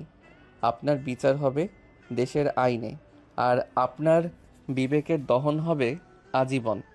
পুলিশ সবাইকে নিয়ে বেরিয়ে গেল। অডিটোরিয়াম এখন জনশূন্য। অনিক আর সাইমা এখনও দাঁড়িয়ে আছেন। ভোরের আলো ফুটতে শুরু করেছে। সাইমা লক্ষ্য করল অনিকের চোখে এক ফোঁটা জল, যা তিনি দ্রুত মুছে ফেলেন। স্যার, আপনার যুদ্ধ কি শেষ হলো? যুদ্ধ কখনো শেষ হয় না সাইমা, শুধু শত্রুরা বদলে যায়। আজ থেকে আমি আর শ্যাডো কিং নই, আজ থেকে আমি কেবল অনিক চৌধুরী। তবে মনে রাখবেন সাইমা, অন্ধকারের আড়ালে এখনও অনেক রহস্য বাকি। আমার নানার সেই নীল হীরের লকেটটা কিন্তু এখনও পাওয়া যায়নি। ওটা অয়ন কোথায় লুকিয়ে রেখেছে তা আমি জানি না। অনিকের কথা শুনে সাইমা চমকে উঠল। রহস্যের একটা বড় দরজা বন্ধ হলো আর একটা ছোট্ট দরজা খুলে গেল। অনিকের নানা সেই নীল হীরের লকেট এখন কার কাছে? অয়ন কি তবে শেষ চালটা এখনও নিজের হাতে রেখে দিয়েছে? ভোরের আকাশে তখন প্রথম সূর্য উঁকি দিল। তখন ইগল টাওয়ারের চূড়ায় অনিক দাঁড়িয়ে বুঝতে পারলেন যে বড় কোনো বিপদ এখনও তার পেছনে তাড়া করছে। ভোরের আলো যখন ঢাকার রাজপথগুলোকে ছুঁয়ে যাচ্ছে, তখন ইগল টাওয়ারের 101 তলায় অনিক চৌধুরী খাস কামরায় বইছে এক রহস্যময় নিস্তব্ধতা। চৌধুরী সাহেব আর অয়নকে পুলিশ নিয়ে যাওয়ার পর মনে হচ্ছিল সব ঝড় থেমে গেছে, কিন্তু অনিকের শেষ কথাটি সাইমার মস্তিষ্কের ঝড়ের গতিতে ঘুরছে। নীলহীরের লকেটটা এখনও নিখোঁজ। অনেক জানালার কাছের দিকে তাকিয়ে আছেন, যেখানে ভোরের আলোর প্রতিফলনে তার মুখটা অদ্ভুত দেখাচ্ছে। স্যার, আপনি বলছেন অয়ন স্যার ওই লকেটটা নিজের কাছে রেখেছেন, কিন্তু পুলিশ তো তাকে তল্লাশি করেছে, তার কাছে তো কিছুই পাওয়া যায়নি। আর লকেটটা তো কেবল একটা গয়না নয়, আপনি বলেছিলেন ওটা আপনার নানা সব গোপন সম্পদের ডিজিটাল চাবি। সাইমা, অয়ন ভাই অতটা বোকা নন যতটা আমরা ভাবছি। সে জানে যে পুলিশ তাকে ধরবে, তাই সে লকেটটা সরাসরি নিজের কাছে রাখবে না। অয়ন ভাই একটা পুরনো প্রবাদ খুব বিশ্বাস করেন, সবচেয়ে অন্ধকার জায়গা হলো প্রদীপের নিচে। ঠিক সেই মুহূর্তেই অনিকের সেক্রেটারি হন্তদন্ত হয়ে ঘরে ঢুকলেন। তার হাতে একটি আইপ্যাড, যেখানে একটি ডিজিটাল ম্যাপ কাঁপছে। স্যার, একটা বড় অঘটন ঘটে গেছে। অয়ন সাহেবকে যে প্রিজন ভ্যানে করে নিয়ে যাওয়া হচ্ছিল, সেই ভ্যানটি কুশলা ব্রিজের কাছে একদল সশস্ত্র দুর্বৃত্তের আক্রমণের শিকার হয়েছে। অয়ন সাহেব নিখোঁজ। পুলিশ ধারণা করছে তাকে কিডন্যাপ করা হয়েছে, কিন্তু আমার মনে হচ্ছে এটা তার আগে থেকেই তৈরি করা কোনো প্ল্যান। কি বলছেন? অয়ন স্যার পালিয়ে গেছেন, কিন্তু এই অবস্থায় তিনি যাবেন কোথায়? তার তো সব অ্যাকাউন্ট ফ্রিজ করা, সব ক্ষমতা কেড়ে নেওয়া হয়েছে। তিনি ক্ষমতায় ফেরার জন্য পালাননি সাইমা, তিনি পালিয়েছেন তার শেষ তুরুপের তাসটি ব্যবহার করতে। লকেটটা কোনো ব্যাংক ভোল্টে নেই, ওটা এমন জায়গায় আছে যেখানে পৌঁছাতে হলে তাকে সশরীরে থাকতে হবে। সেক্রেটারি, আমাদের ব্ল্যাক ড্রোন ইউনিটকে সচল করো। আমি চাই আগামী 1 ঘন্টার মধ্যে অয়নের লোকেশন আমার স্ক্রিনে থাকবে। শহর থেকে একটু দূরে ধলেশ্বরী নদীর পাড়ে এক পরিত্যক্ত জুট মিল, চারিদিকে ঘন কুয়াশা আর নোনা জলের গন্ধ। একটি কালো এসইউভি গাড়ি থেকে অয়নকে নামানো হলো। তার হাতে এখনো হাতকড়া, কিন্তু তার মুখে এক পৈশাচিক হাসি। তার সামনে দাঁড়িয়ে আছে এক মুখোশধারী ব্যক্তি। লকেটটা আছে ঠিক সেখানে, যেখানে অনেক কোনোদিন কল্পনাও করতে পারবে না। আমার মেজ বোন নীলিমার বিয়েতে আব্বু তোকে একটা অ্যান্টিক আয়না উপহার দিয়েছিলেন, মনে আছে? ওই আয়নার কাছের ফ্রেমের ভেতর লকেটটা আমি তখনই সেলাই করে ঢুকিয়ে দিয়েছিলাম। নীলিমা নিজেও জানে না সে কি বয়ে বেড়াচ্ছে। ওদিকে ইগল টাওয়ারের অনেক স্ক্রিনের দিকে তাকাইয়ে হঠাৎ থমকে গেলেন। ড্রোনের ফিটে দেখা যাচ্ছে চৌধুরী ভিলার আশেপাশে কিছু সন্দেহভাজন মানুষের আনাগোনা। অনেক বুঝতে পারলেন নীল হীরের লকেটের রহস্য নীলিমার সাথেই জড়িয়ে আছে। সাইমা, এখনই আমার সাথে চলুন। নীলিমা আপু বিপদে আছে। অয়ন ভাই লকেটটার জন্য নীলিমাকে ব্যবহার করছেন। আমাদের হাতে সময় নেই। স্যার আমি আসছি, কিন্তু আমার একটা প্রশ্ন। নীলিমা আপু কি সত্যি এই ষড়যন্ত্রের কথা জানেন না, নাকি তিনিও অয়ন স্যারের সাথে মিলে অভিনয় করছেন? এই পরিবারে কে কার সাথে আছে সাইমা, তা বলা খুব কঠিন। এখানে রক্তের চেয়ে টাকার টান অনেক বেশি শক্তিশালী। চৌধুরী ভিলার অন্দরমহল। নীলিমা একা বসে কাঁদছে। সারা বাড়িতে নিস্তব্ধতা। হঠাৎ তার শোবার ঘরের দরজাটা খুলে গেল। অয়ন ভেতরে ঢুকলেন। তার কাপড় চোপড় ছিঁড়ে গেছে, চোখে মুখে পাগলামি। অয়ন, তুই তুই তো পুলিশ কাস্টডিতে ছিলি, এখানে কি করছিস? পুলিশ এলে তো তোকে গুলি করবে। আপু ওসব কথা রাখ। তোর সেই বিয়ের আয়নাটা কোথায়, যেটা আব্বু তোকে দিয়েছিলেন? ওটা এক্ষুনি আমার চাই। তুই কি পাগল হয়েছিস? এই বিপদের সময় তুই আয়না দিয়ে কি করবি? ওটা তো স্টোর রুমে ফেলে রাখা হয়েছে। আর নীলিমাকে ধাক্কা দিয়ে স্টোররুমের দিকে দৌড় দিলেন। তিনি পাগলের মতো পুরো আসবাবপত্র সরাতে লাগলেন। ঠিক সেই মুহূর্তে বাড়ির বাইরে গাড়ির টায়ারের ঘর্ষণের শব্দ শোনা গেল। অনিক আর সাইমা পৌঁছে গেছেন। অনেক বাড়ির ভেতরে ঢুকেই দেখলেন স্টোররুমে মেঝেতে সে বিশাল আয়নাটা পড়ে আছে, যা অয়ন আয়নার ফ্রেমটা একটা হাতুড়ি দিয়ে ভাঙার চেষ্টা করছেন। অয়ন ভাই থামুন, লকেটটা দিয়ে আপনি আর কিছুই করতে পারবেন না। আমি অলরেডি সব ডিজিটাল সার্ভার লক করে দিয়েছি। ওটা এখন কেবল একটা পাথর ছাড়া আর কিছুই নয়। মিথ্যা কথা। এই লকেটের ভেতর আমার ডানার সে লুকানো অফশোর অ্যাকাউন্টের কোড আছে। এটা পেলে আমি দুবাই চলে যাব, কেউ আমাকে ধরতে পারবে না। অনেক, তুই আমার সব কেড়ে নিয়েছিস, আমি তোকে লকেট কোনোদিন দেবো না। অয়ন আয়নার ফ্রেম থেকে লকেটটা বের করে নিলেন। নীল হিরেটা অন্ধকারের মাঝে ধকধক করে জ্বলছে। ঠিক সেই মুহূর্তে সেই মুখোশধারী ব্যক্তি স্টোররুমের জানালেই এসে দাঁড়ালো। তার হাতে একটি সাইলেন্সার লাগানো পিস্তল। অনিক স্যার সাবধান, জানলা দিয়ে দেখুন। একটা গুলির শব্দ হলো, কিন্তু গুলিটা অনেকের নয়, বরং সরাসরি অয়নের কাঁধে লাগলো। অন আর্তনাদ করে মেঝেতে পড়ে গেলেন। হাত থেকে লকেটটা ছিটকে সাইমার পায়ের কাছে গিয়ে পড়ল। মুখোশধারী ব্যক্তিটি ভেতরে ঢোকার চেষ্টা করতে অনিকের বডিগার্ডরা তাকে চারপাশ থেকে ঘিরে ধরে ফেলল। অনেক ধীর পায়ে এগিয়ে গিয়ে মুখোশধারী মুখোশটা টেনে খুলে ফেলল। সাইমা আর নীলিমা একযোগে চিৎকার করে উঠলেন। মুখোশধারী আর কেউ নয়, চৌধুরী গ্রুপের বিশ্বস্ত সেই প্রজেক্ট ডিরেক্টর, যাকে অনেক সবচেয়ে বেশি বিশ্বাস করতেন। মিস্টার হাসান, আপনি? আমি জানতাম শকুনের নজর আমার সাম্রাজ্যের ওপর থাকবেই, কিন্তু আপনি যে অয়নের সাথে হাত মেলাবেন তা ভাবিনি। প্রাপ্য তো কেবল মানুষের কর্মফল। হাসান সাহেব, পুলিশ বাইরে দাঁড়িয়ে আছে। অয়ন ভাই, আপনি যে আপনার বোনকে বিপদে ফেলে এই হিরেটা নিতে চেয়েছিলেন, এটাই আপনার সবচেয়ে বড় পরাজয়। পুলিশ অয়ন আর হাসানকে নিয়ে চলে গেলেন। ঘরটা আবারও খালি হয়ে গেল। সাইমা নিচু হয়ে নীল হীরের লকেটটা তুলে নিলেন। হীরের দিকে তাকালে মনে হয় এর ভেতরে এক বিশাল ঘূর্ণি লুকিয়ে আছে। স্যার এই নিন আপনার আমানত, এটা এখন আপনার কাছেই নিরাপদ। না সাইমা, এই লকেটটা আজ থেকে আপনার কাছে থাকবে। আমি চাই সাইমা ইগল কমপ্লেক্সের প্রতিটি ইট এই হীরের নিরাপত্তায় গড়ে উঠুক। কিন্তু মনে রাখবেন, এই হীরেটার আড়ালে আরও একটা রহস্য আছে। আমার নানা যখন এই লকেটটা বানিয়েছিলেন, তিনি একা ছিলেন না, তার সাথে আরও একজন অংশীদার ছিল, যার নাম ইতিহাসে কোথাও নেই, the king without a crown. মানে রহস্য কি তবে আরও আছে? রহস্য কেবল একটি পেঁয়াজের মতো সাইমা, একটি খোসা ছাড়ালে আর একটা বের হয়। অয়ন আর হাসান কেবল দাবার গুটি ছিল, আসল খেলোয়াড় এখনও এই শহরের কোনো অন্ধকার কোণ থেকে আমাদের দিকে তাকিয়ে হাসছে। আমাদের পরবর্তী মিশন সেই অদৃশ্য রাজাকে খুঁজে বের করা। অনেক সাইমার দিকে তাকিয়ে একটা রহস্যময় হাসলেন। সাইমা বুঝতে পারলেন এই বিলিনিয়ারের জীবনের গল্পটা কেবল শুরু হলো। সামনের দিনগুলোতে তাদের এমন সব শত্রুর মোকাবিলা করতে হবে যাদের কথা সাধারণ মানুষ কল্পনা করতে পারে না। নীল হীরের লকেটটা সাইমার হাতে তখনও জ্বলজ্বল করছিল, যেন কোনো আসন্ন বিপদের সংকেত দিচ্ছে।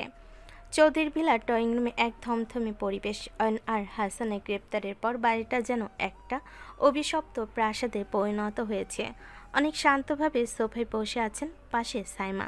ঠিক সেই মুহূর্তে সিঁড়ি দিয়ে নেমে এলেন অয়নের স্ত্রী আনিসা। তার চোখ দুটো ফোলা, কান্নায় লাল হয়ে আছে। এতক্ষণ তিনি নিজেকে ঘরের কোণে লুকিয়ে রেখেছিলেন, কিন্তু এখন তার হাতে একটা ডায়েরি আর কিছু গোপন নথিপত্র। আনিসাকে দেখে অনিকের বাবা অর্থাৎ চৌধুরী সাহেব সোফা থেকে উঠে দাঁড়ালেন। তিনি এখনও বিশ্বাস করতে পারছেন না যে তার প্রিয় সন্তান অয়ন এত বড় জালিয়াতির সাথে যুক্ত। আনিসা মা, তুমি এখানে কেন? তুমি গিয়ে বিশ্রাম নাও। অয়ন যা করেছে তা হয়তো কোনো ভুল বোঝাবুঝি। আমার ছেলে এতটা নিচে নামতে পারে না। অনেক নিশ্চয়ই কোনো চাল চেলেছে। আব্বু, আর কতদিন আপনি অন্ধ হয়ে থাকবেন? অনেক দিন কোনো চাল চালেননি, বরং অয়ন দিনের পর দিন আপনার আর আমার চোখে ধুলো দিয়েছে। আমি এতদিন চুপ ছিলাম, শুধু এই সংসারের সম্মানের দিকে তাকিয়ে। কিন্তু আজ যখন সব সত্য সামনে চলে এসেছে, এখন আর মুখ বুজে থাকাটা অসম্ভব নয়। আনিসার কথায় চৌধুরী সাহেব থমকে গেলেন। সাইমা আর অনিক একে অপরের দিকে তাকালেন। আনিসা অনিকের সামনে গিয়ে দাঁড়ালেন এবং অয়ন এসে গোপন ডায়েরিটা টেবিলের উপর রাখলেন। অনেক দিন তুমি হয়তো অয়নের ব্যবসায়িক জালিয়াতি ধরেছ, কিন্তু অয়ন যে কতটা নীচ হতে পারে তাই ডায়েরিটা না পড়লে কেউ বুঝতেই পারতো না। গত কয়েক মাস ধরে ও আমার থেকে নিজেকে পুরোপুরি লুকিয়ে রাখতো। রাত বিরেতে বাড়ি ফিরতো আর জিজ্ঞাসা করলে পাগলের মতো চিৎকার করত। আমার ফোনে ধরা বন্ধ করে দিয়েছিল। এমনকি আমাদের ব্যক্তিগত মুহূর্তগুলোতেও ও কেবল ওই নীল হীরের লকেটের নেশায় বুঁদ হয়ে থাকতো। তুমি কি বলছো এসব আনিসা? অয়ন তো আমাকে বলেছিল সে নতুন প্রজেক্ট নিয়ে ব্যস্ত। মিথ্যা বলেছিলেন তিনি আব্বু। তিনি প্রজেক্ট নয়, বরং এই বাড়ির আর আপনার সম্পত্তি কীভাবে বিদেশের ওই সিন্ডিকেটের নামে লিখে দেওয়া যায় সেই ফোন দিয়ে ছিল। এই দেখুন এই কাগজগুলো, এখানে আপনার সই জাল করার জন্য সে শতবার প্র্যাকটিস করেছে। আমি একদিন আলমারিতে এই কাগজগুলো দেখে ফেলাই সে আমাকে ঘর থেকে বের করে দেওয়ার হুমকি দিয়েছিল। সে শুধু আপনার অযোগ্য ছেলে নয় আব্বু, সে একজন প্রতারক স্বামীও। আনিসা ডায়েরির পাতাগুলো উল্টে চৌধুরী সাহেবের সামনে ধরলেন। সেখানে অয়নের নিজের হাতের লেখাই অনিককে দুনিয়া থেকে সরিয়ে দেওয়ার এবং চৌধুরী সাহেবকে ইঞ্জেকশন দিয়ে পাগল বানিয়ে সম্পত্তি দখলের বিশদ পরিকল্পনা লেখা ছিল। লেখাগুলো দেখে চৌধুরী সাহেবের হাত কাঁপতে শুরু করলো। তিনি সোফায় ধপ করে বসে পড়লেন। তার এতদিনের গর্ব, তার অহংকার সব আজ ধুলোই মিশিয়ে গেল। অয়ন, আমার অয়ন আমার সাথে এমন করতে চাইলো। আমি যাকে রাজমুকুট পরাতে চেয়েছিলাম সে আমারই কবরের মাটি খুঁড়ছিল। অনেক, তুই ঠিকই বলেছিলি।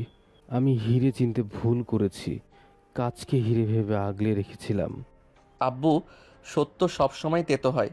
আপনি অয়ন ভাইকে অন্ধবিশ্বাস করেছিলেন বলেই সে এতটা সাহস পেয়েছিল। আনিসা ভাবি, আপনাকে ধন্যবাদ যে আপনি আজ সত্যটা সবার সামনে আনার সাহস দেখিয়েছেন। আপনার এই ত্যাগ আমি বৃথা যেতে দিব না। অনেক, আমার ত্যাগের কিছু নেই। আমি শুধু চেয়েছিলাম একটা সুস্থ পরিবার, কিন্তু অয়ন সেই সুযোগ রাখেনি। সে যখন থেকে ওই ডার্ক শ্যাডো সিন্ডিকেটের সাথে মিশেছে তখন থেকেই সে মানুষ থেকে পশু হয়ে গেছে। সে আমাকে এড়িয়ে চলতো কারণ সে জানতো যে আমি তার চোখের অপরাধবোধ ধরে ফেলবো। সাইমা আনিসার কাছে গিয়ে তার হাত ধরল। এই অভিজাত পরিবারের ভেতর পচন দেখে সাইমা শিউরে উঠছে। বাড়ির প্রতিটা দেওয়াল যেন অয়নের ষড়যন্ত্রের সাক্ষী দিচ্ছে। আনিশা আপু, আপনি ভেঙে পড়বেন না। অনিক স্যার যখন আছেন তখন অন্যায়ের বিচার হবেই। আপনার এবং চৌধুরী স্যারের আম্মুর নিরাপত্তার দায়িত্ব এখন আমাদের। আব্বু, আপনি যে সত্যটা দেখলেন তা মেনে নেওয়া কঠিন, কিন্তু এটাই বাস্তবতা। অয়ন ভাই এখন পুলিশের হেফাজতে, আর খুব শীঘ্রই তার বিচার শুরু হবে। এখন আমাদের ঠিক করতে হবে আমরা কিভাবে এই ধ্বংসস্তূপ থেকে নতুন করে বাঁচব। চৌধুরী সাহেব কোনো কথা বললেন না। তিনি কেবল শূন্য দৃষ্টিতে আনিসার দেওয়া সেই ডায়েরিটার দিকে তাকিয়ে রইলেন। তার চোখের জল আজ কোনো আভিজাত বা ক্ষমতা ফেরাতে পারবে না। অনেক দাপ্তরিক কিছু ফোন সেরে সাইমার দিকে তাকালেন। সাইমা, আনিসা ভাবির দেওয়া এই ডায়েরিটা মামলার সবচেয়ে বড় এভিডেন্স হবে। কিন্তু মনে রাখবেন, অয়ন ভাই শেষ মুহূর্তে যে পলাতক ইনভেস্টরের কথা বলেছিল, সেই কিং উইদাউট এ ক্রাউন এখন এই তথ্যগুলো জানার পর আরও হিংস্র হয়ে উঠবে। আনিসা ভাবি অগোচরে এমন কিছু জেনে ফেলেছেন যা হয়তো এই ডায়েরিতেও নেই। তার মানে বিপদ এখনো আনিসা আপুর ওপর থেকে কাটেনি। ঠিক তাই। আনিসা ভাবি অয়নের যে ব্যক্তিগত ড্রয়ারের কথা বললেন, সেখানে হয়তো এমন কোনো ডিজিটাল কি আছে যা এখন আমরা খুঁজে পাইনি। রাতের অন্ধকার নামার আগেই আমাদের সেই রহস্য উদ্ধার করতে হবে। আনিসা তখনও অঝরে কাঁদছেন, আর চৌধুরী সাহেব জীবনের সবচেয়ে বড় পরাজয় মেনে নিয়ে পাথরের মতো বসে আছেন। অনিক আর সাইমা যখন ড্রয়িং রুম থেকে বের হচ্ছিলেন, তখন বাড়ির বাইরে একটা নামহীন পার্সেল এসে পৌঁছালো। পার্সেলের উপরে কেবল একটা চিহ্ন আঁকা, একটা ভাঙ্গা রাজমুকুট। রহস্যের জাল যেন ছিঁড়তে গিয়েও আরও আষ্টে পিষ্টে জড়িয়ে ধরছে এই পরিবারকে। বাইরে সন্ধ্যার অন্ধকার গাঢ় হয়ে আসছে। চৌধুরী ভেলার ড্রয়িং রুমে সেই নামহীন পার্সেলটি টেবিলের মাঝখানে রাখা। আনিসার কান্নার শব্দ এখন নিস্তব্ধতায় পরিণত হয়েছে, আর অনেকের বাবা অপমান এবং অনুশোচনায় কুঁকড়ে আছেন। অনেক ধীর পায়ে পার্সেলটির সামনে গিয়ে দাঁড়ালেন। পার্সেলের উপর আকাশে ভাঙ্গার রাজমুকুটের চিহ্নটি দেখে অনেকের চোখের মনি সরু হয়ে গেল। স্যার, পার্সেলটা খুলবেন না, এটা কোনো ফাঁদ হতে পারে। অয়ন স্যার জেলে যাওয়ার আগে নিশ্চয়ই কোনো গুটি চেলেছেন। সাইমা, ভয় পেয়ে পিছিয়ে যাওয়ার রক্ত আমার শরীরে নেই। অয়ন যা পাঠিয়েছে তা হয়তো কোনো হুমকি, নয়তো পরাজয়ের কোনো স্বীকারোক্তি। অনেক সাবধানে পার্সেলটি খুলেন। ভেতরে কোনো বোমা বা অস্ত্র নয়, বরং একটি ছোট কাচের বাক্স।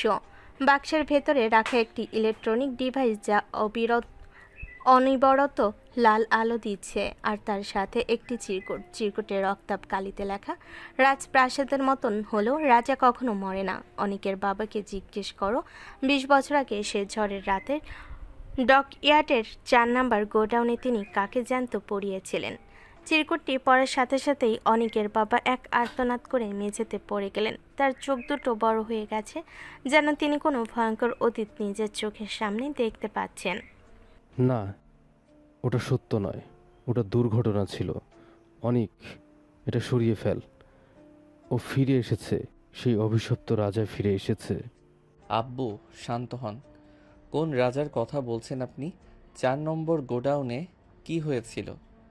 আপনি কি তবে আমার নানার মৃত্যুর সাথে সরাসরি জড়িত ছিলেন?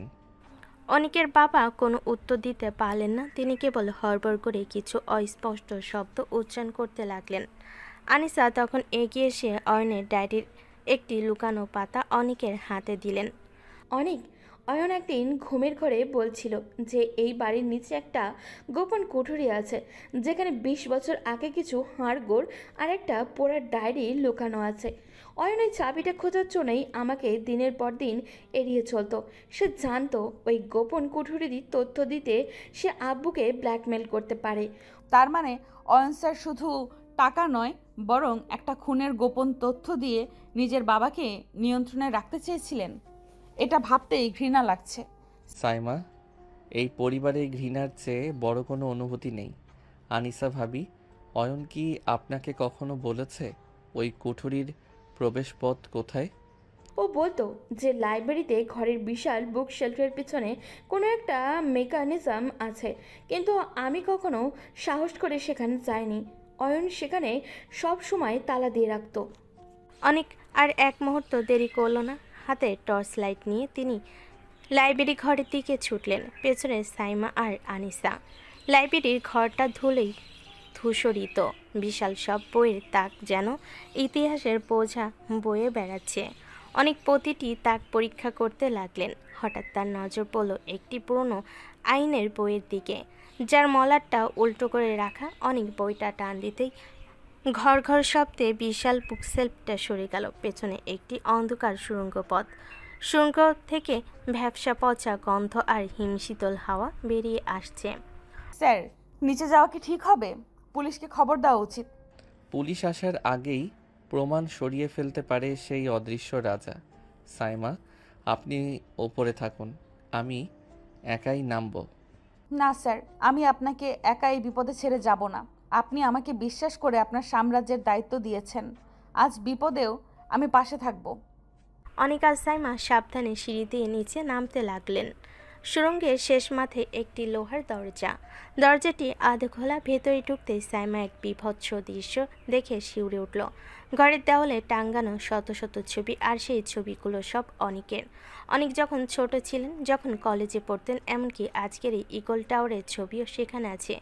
কেউ একজন 20 বছর ধরে অনেকের প্রতিটি পদক্ষেপ অনুসরণ করছে।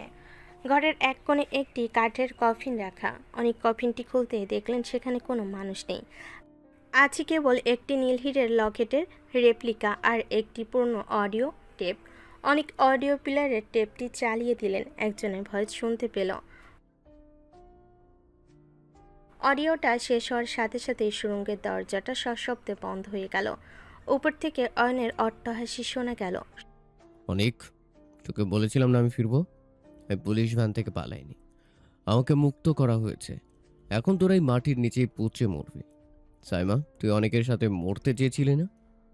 এবার তোর ইচ্ছে পূরণ হবে। অয়ন স্যার, আপনি এতটা নিচে নামতে পারলেন? নিজের ভাই আর একজন নিরপরাধ মানুষকে জ্যান্ত কবর দিচ্ছেন। ভাই? আমার কোনো ভাই নেই। এই সাম্রাজ্য কেবল আমার। বিদায় অনেক। সুড়ঙ্গের ভেতরে অক্সিজেনের মাত্রা কমতে শুরু করলো। অনেক দেওয়ালগুলোতে হাঁটাতে লাগলো কোনো গুপ্ত পথের জন্য। সাইমার শ্বাস নিতে কষ্ট হচ্ছে। ঠিক তখনই অনেক দেওয়ালের একটি পাথরের নিচে একটি বিশেষ সেন্সর দেখতে পেলেন। সাইমা, ঘাবড়াবেন না। আমার হাতের এই ঘড়িটা কেবল সময় দেখার জন্য নয়, এটা একটা শক্তিশালী লেজার কাটার। ধরুন আমার হাত। অনেক হাত ঘড়ি নির্গত তীব্র নীল আলো দিয়ে লোহার দরজাটার কবজাটা খুলতে শুরু করলো। স্প্রলিঙ্গ ছিটকে আসছে চারিদিকে। ওদিকে উপরের ঘরে অয়ন লাইব্রেরি রুমে আগুন ধরিয়ে দিচ্ছে, যাতে অনেক কোনোভাবে বের হতে না পারে। ডকইয়ার্ডের সেই হিমশীতল বাতাসের মধ্যে দাঁড়িয়ে অনেক চৌধুরী অনেকক্ষণ গঙ্গার কালো জলের দিকে তাকিয়ে রইলেন। নীলহীরের লকেটটা এখন জলের অতলে, যেখানে অন্ধকার ছাড়া আর কিছুই নেই। সাইমা পাশে দাঁড়িয়ে নিস্তব্ধতা অনুভব করছিল। অনেকের জীবনের দীর্ঘদিনের বোঝাটা যেন ওই হীরের সাথে ডুবে গেছে। কিন্তু সাইমার মনে এখনও একটা খটকা রয়ে গেছে। আরমান যা বলে গেল তার সবটাই কি শেষ, নাকি এর পেছনে অন্য কোনো গভীর শব্দ এখনও লুকিয়ে আছে? সাইমা পকেট থেকে একটা ছোট্ট ডিভাইস বের করলো। এটা সেই অডিও রেকর্ডার যা সে গোপনে অয়নের ডায়েরির ভেতর থেকে পেয়েছিল। সে অনেকের দিকে তাকিয়ে ডিভাইসটা বাড়িয়ে দিল। সাইমা বলল যে লকেটটা তো অনেক ফেলে দিলেন, কিন্তু আরমান সাহেব যে কিং উইদাউট এ ক্রাউন এর কথা বলেছিলেন, তার আসল পরিচয় কি এখনও বাকি নেই? সাইমার মনে হচ্ছে অয়ন বা আরমান কেউই আসল মাস্টার মাইন্ড নয়। অয়নের মতো মানুষ এত বড় সিন্ডিকেট একা সামলাতে পারতেন না। সাইমা, আপনি ঠিক ধরেছেন। অয়ন ভাই ছিল কেবল একটা মুখোশ। আরমান ছিল প্রতিশোধের আগুনে অন্ধ এক যুবক। কিন্তু যে লোকটা 20 বছর ধরে আমার প্রতিটি পদক্ষেপের ছবি তুলে ওই মাটির নিচের সুড়ঙ্গে সাজিয়ে রেখেছিল, সে এত সহজে ধরা দেবে না। আসাদ সাহেব আরমানকে নিয়ে যাওয়ার সময় আমাকে একটা জিপ ফাইল দিয়ে গেছেন, ওটা আমাদের চেক করতে হবে। ঘণ্টা দুয়েক পর ইগল টাওয়ারের অত্যাধুনিক ল্যাবে অনেক আর সাইমা বসে আছেন। আসাদ সাহেবের দেওয়া সেই জিপি ফাইলটি ডিকোড করা হচ্ছে। স্ক্রিনে হঠাৎ একটি ভিডিও ফাইল প্লে হলো। ভিডিও ধারণ করা হয়েছে আজ থেকে 15 বছর আগে। সেখানে দেখা যাচ্ছে একটি ছোট্ট পাহাড়ি রিসোর্ট বারান্দায় বসে আছেন অনেকের বাবা এবং তার সাথে এক রহস্যময় ব্যক্তি। লোকটার পিঠ ক্যামেরার দিকে, কিন্তু তার গলার আওয়াজ পরিষ্কার শোনা যাচ্ছে। শামসুল, তুমি নিজেকে অবহেলা করে বড় ভুল করছো। ও তোমার বড় ছেলে আয়ানের চেয়েও বেশি বুদ্ধিমান। ওকে নিয়ন্ত্রণ করতে না পারলে একদিন ওই তোমার কাল হয়ে দাঁড়াবে। আর শোনো, ওই লকেটের ভেতর যে চিপটা আছে ওটা কেবল সম্পদের চাবি নয়, ওটা হলো আমার এই সাম্রাজ্যের উত্তরাধিকারীর সনদ। আপনি চিন্তা করবেন না, অনেককে আমি এমনভাবে পঙ্গু করে রাখবো যাতে সে মাথা তুলে দাঁড়াতে না পারে। কিন্তু আপনি যে শর্ত দিয়েছেন সেটা আমি পূরণ করব। অনেককে আমি কোনোদিন জানতে দেব না যে ও আপনার আসল উত্তরসূরি। ভিডিওটি এখানেই শেষ হয়ে গেল। সাইমার চোখ দুটো বিস্ময়ে বড় বড় হয়ে গেল। সে কাঁপা কাঁপা কাঁপা গলায় অনিকের দিকে তাকিয়ে জানতে চাইল যে তবে কি অনিকের বাবা তার আপন বাবা নন, অনেক অন্য কারোর সন্তান। আর এই লোকটাই কি তবে এই কিং উইদাউটের ক্রাউন? অনেক পাথরের মতো স্থির হয়ে বসে আছেন, তার চোখ দুটো দিয়ে অশ্রু গড়িয়ে পড়ছে। তিনি নিজেকে কোনো মতে সামলে নিয়ে বললেন যে তিনি এতদিন যে আভিজাত্যের গর্বে আঘাত করার জন্য যুদ্ধ করেছেন, সে আভিজাত্যের রক্তই তার শরীরে বইছে। অনিকের বাবা তার আম্মুকে বিয়ে করেছিলেন কেবল আসল বাবার সম্পত্তি দখল করার জন্য। অনিক যাকে সারা জীবন ঘৃণা করে এসেছে সে আসলে তার আসল বাবা নয়, সে কেবল একজন খুনি এবং চোর। অনেক পাগলের মতো হাসতে শুরু করলেন। এই হাসি বেদনার, এই হাসি চরম অপমানের। ঠিক সেই মুহূর্তে সাইমা লক্ষ্য করল ভিডিওর সেই লোকটার হাতের কবজিতে একটি বিশেষ ট্যাটু, একটি নীল হীরের সাথে জনসাপ। সাইমা হঠাৎ মনে করতে পারল এই একই ট্যাটু সে অনিকের আম্মুর পুরনো ছবির ডয়ারে একবার দেখেছিল। অনেক জানালার দিকে এগিয়ে গিয়ে চিৎকার করে উঠলেন, সাইমা, আজ থেকে এই প্রতিশোধের সংজ্ঞাই বদলে গেল। আমি শুধু অনিকের বাবার বিচার চাই না, আমি সেই লোকটাকে খুঁজে বের করতে চাই যে আমাকে এতদিন একটা দাবার গুটি বানিয়ে খেলছিল, যে আমার আম্মুকে তিলে তিলে মারার ষড়যন্ত্রে সামিল ছিল। সাইমা, ডার্ক শ্যাডো প্রজেক্টের ফাইলটা আবার ওপেন করুন। ওখানে ফাউন্ডার নামে একটা হিডেন অপশন আছে। সাইমা ল্যাপটপে দ্রুত হাতে কাজ করতে লাগলো। ডার্ক শ্যাডো ফাইলের গভীরে প্রবেশ করতে সেখানে একটি ম্যাপ ফুটে উঠল। ম্যাপটি নির্দেশ করছে সুইজারল্যান্ডের একটি প্রাইভেট আইল্যান্ডের দিকে, যেখানে বড় বড় করে একটি কোড লেখা, প্রজেক্ট সেকেন্ড লাইফ। সাইমা ফাইলটি পড়ে শোনালো যে অনিকের আসল বাবা এখনও জীবিত আছেন। তিনি এই সিন্ডিকেটের প্রতিষ্ঠাতা। তিনি অনিককে এক ভয়াবহ পরীক্ষার মধ্যে দিয়ে নিচ্ছিলেন। তিনি দেখতে চেয়েছিলেন অনিক নিজের পরিবারকে ধ্বংস করে কতটা নিষ্ঠুর হতে পারেন। অনিক সফল হয়েছেন দেখেই তিনি এখন তাকে তার উত্তরসূরি হিসেবে গ্রহণ করতে চাচ্ছেন। উত্তরাধিকার, যে সাম্রাজ্য গড়ে উঠেছে অন্যের রক্ত আর লাশের উপর, সেই সাম্রাজ্য আমি চাই না। সাইমা, এখনই আমাদের সুইজারল্যান্ড যাওয়ার প্রস্তুতি নিতে হবে। আমি তার মুকুট পরতে যাচ্ছি না, আমি যাচ্ছি তার সেই মুকুট চিরতরে ভেঙে দিতে। ওদিকে জেলের ভেতরে অয়ন এক কোণে বসে পাগলের মতো হাসছে। তার কানে লাগানো একটি ক্ষুদ্র ট্রান্সমিটার থেকে মিস্টার এক্সের কণ্ঠস্বর ভেসে আসছে, আপনি চিন্তা করবেন না, অনেককে আমি নিজের হাতে শেষ করতে চেয়েছিলাম, কিন্তু আপনি যা বলছেন তা আরো বেশি ভয়ঙ্কর। সাইমাকে সরালে অনেক নিজেই নিজেকে শেষ করে দেবে। ভোরের আলো যখন ঢাকার রাজপথে নতুন দিনে বার্তা দিচ্ছে, তখন অনিক আর সাইমা একটি প্রাইভেট জেটে করে পাড়ি দিচ্ছে অজানার উদ্দেশ্যে। অনিকের হাতে এখন সে পোড়া ডায়েরিটা যা আরমান ডকইয়ার্ডে ফেলে গিয়েছিল। সাইমা অনিকের হাত শক্ত করে ধরে রাখলো।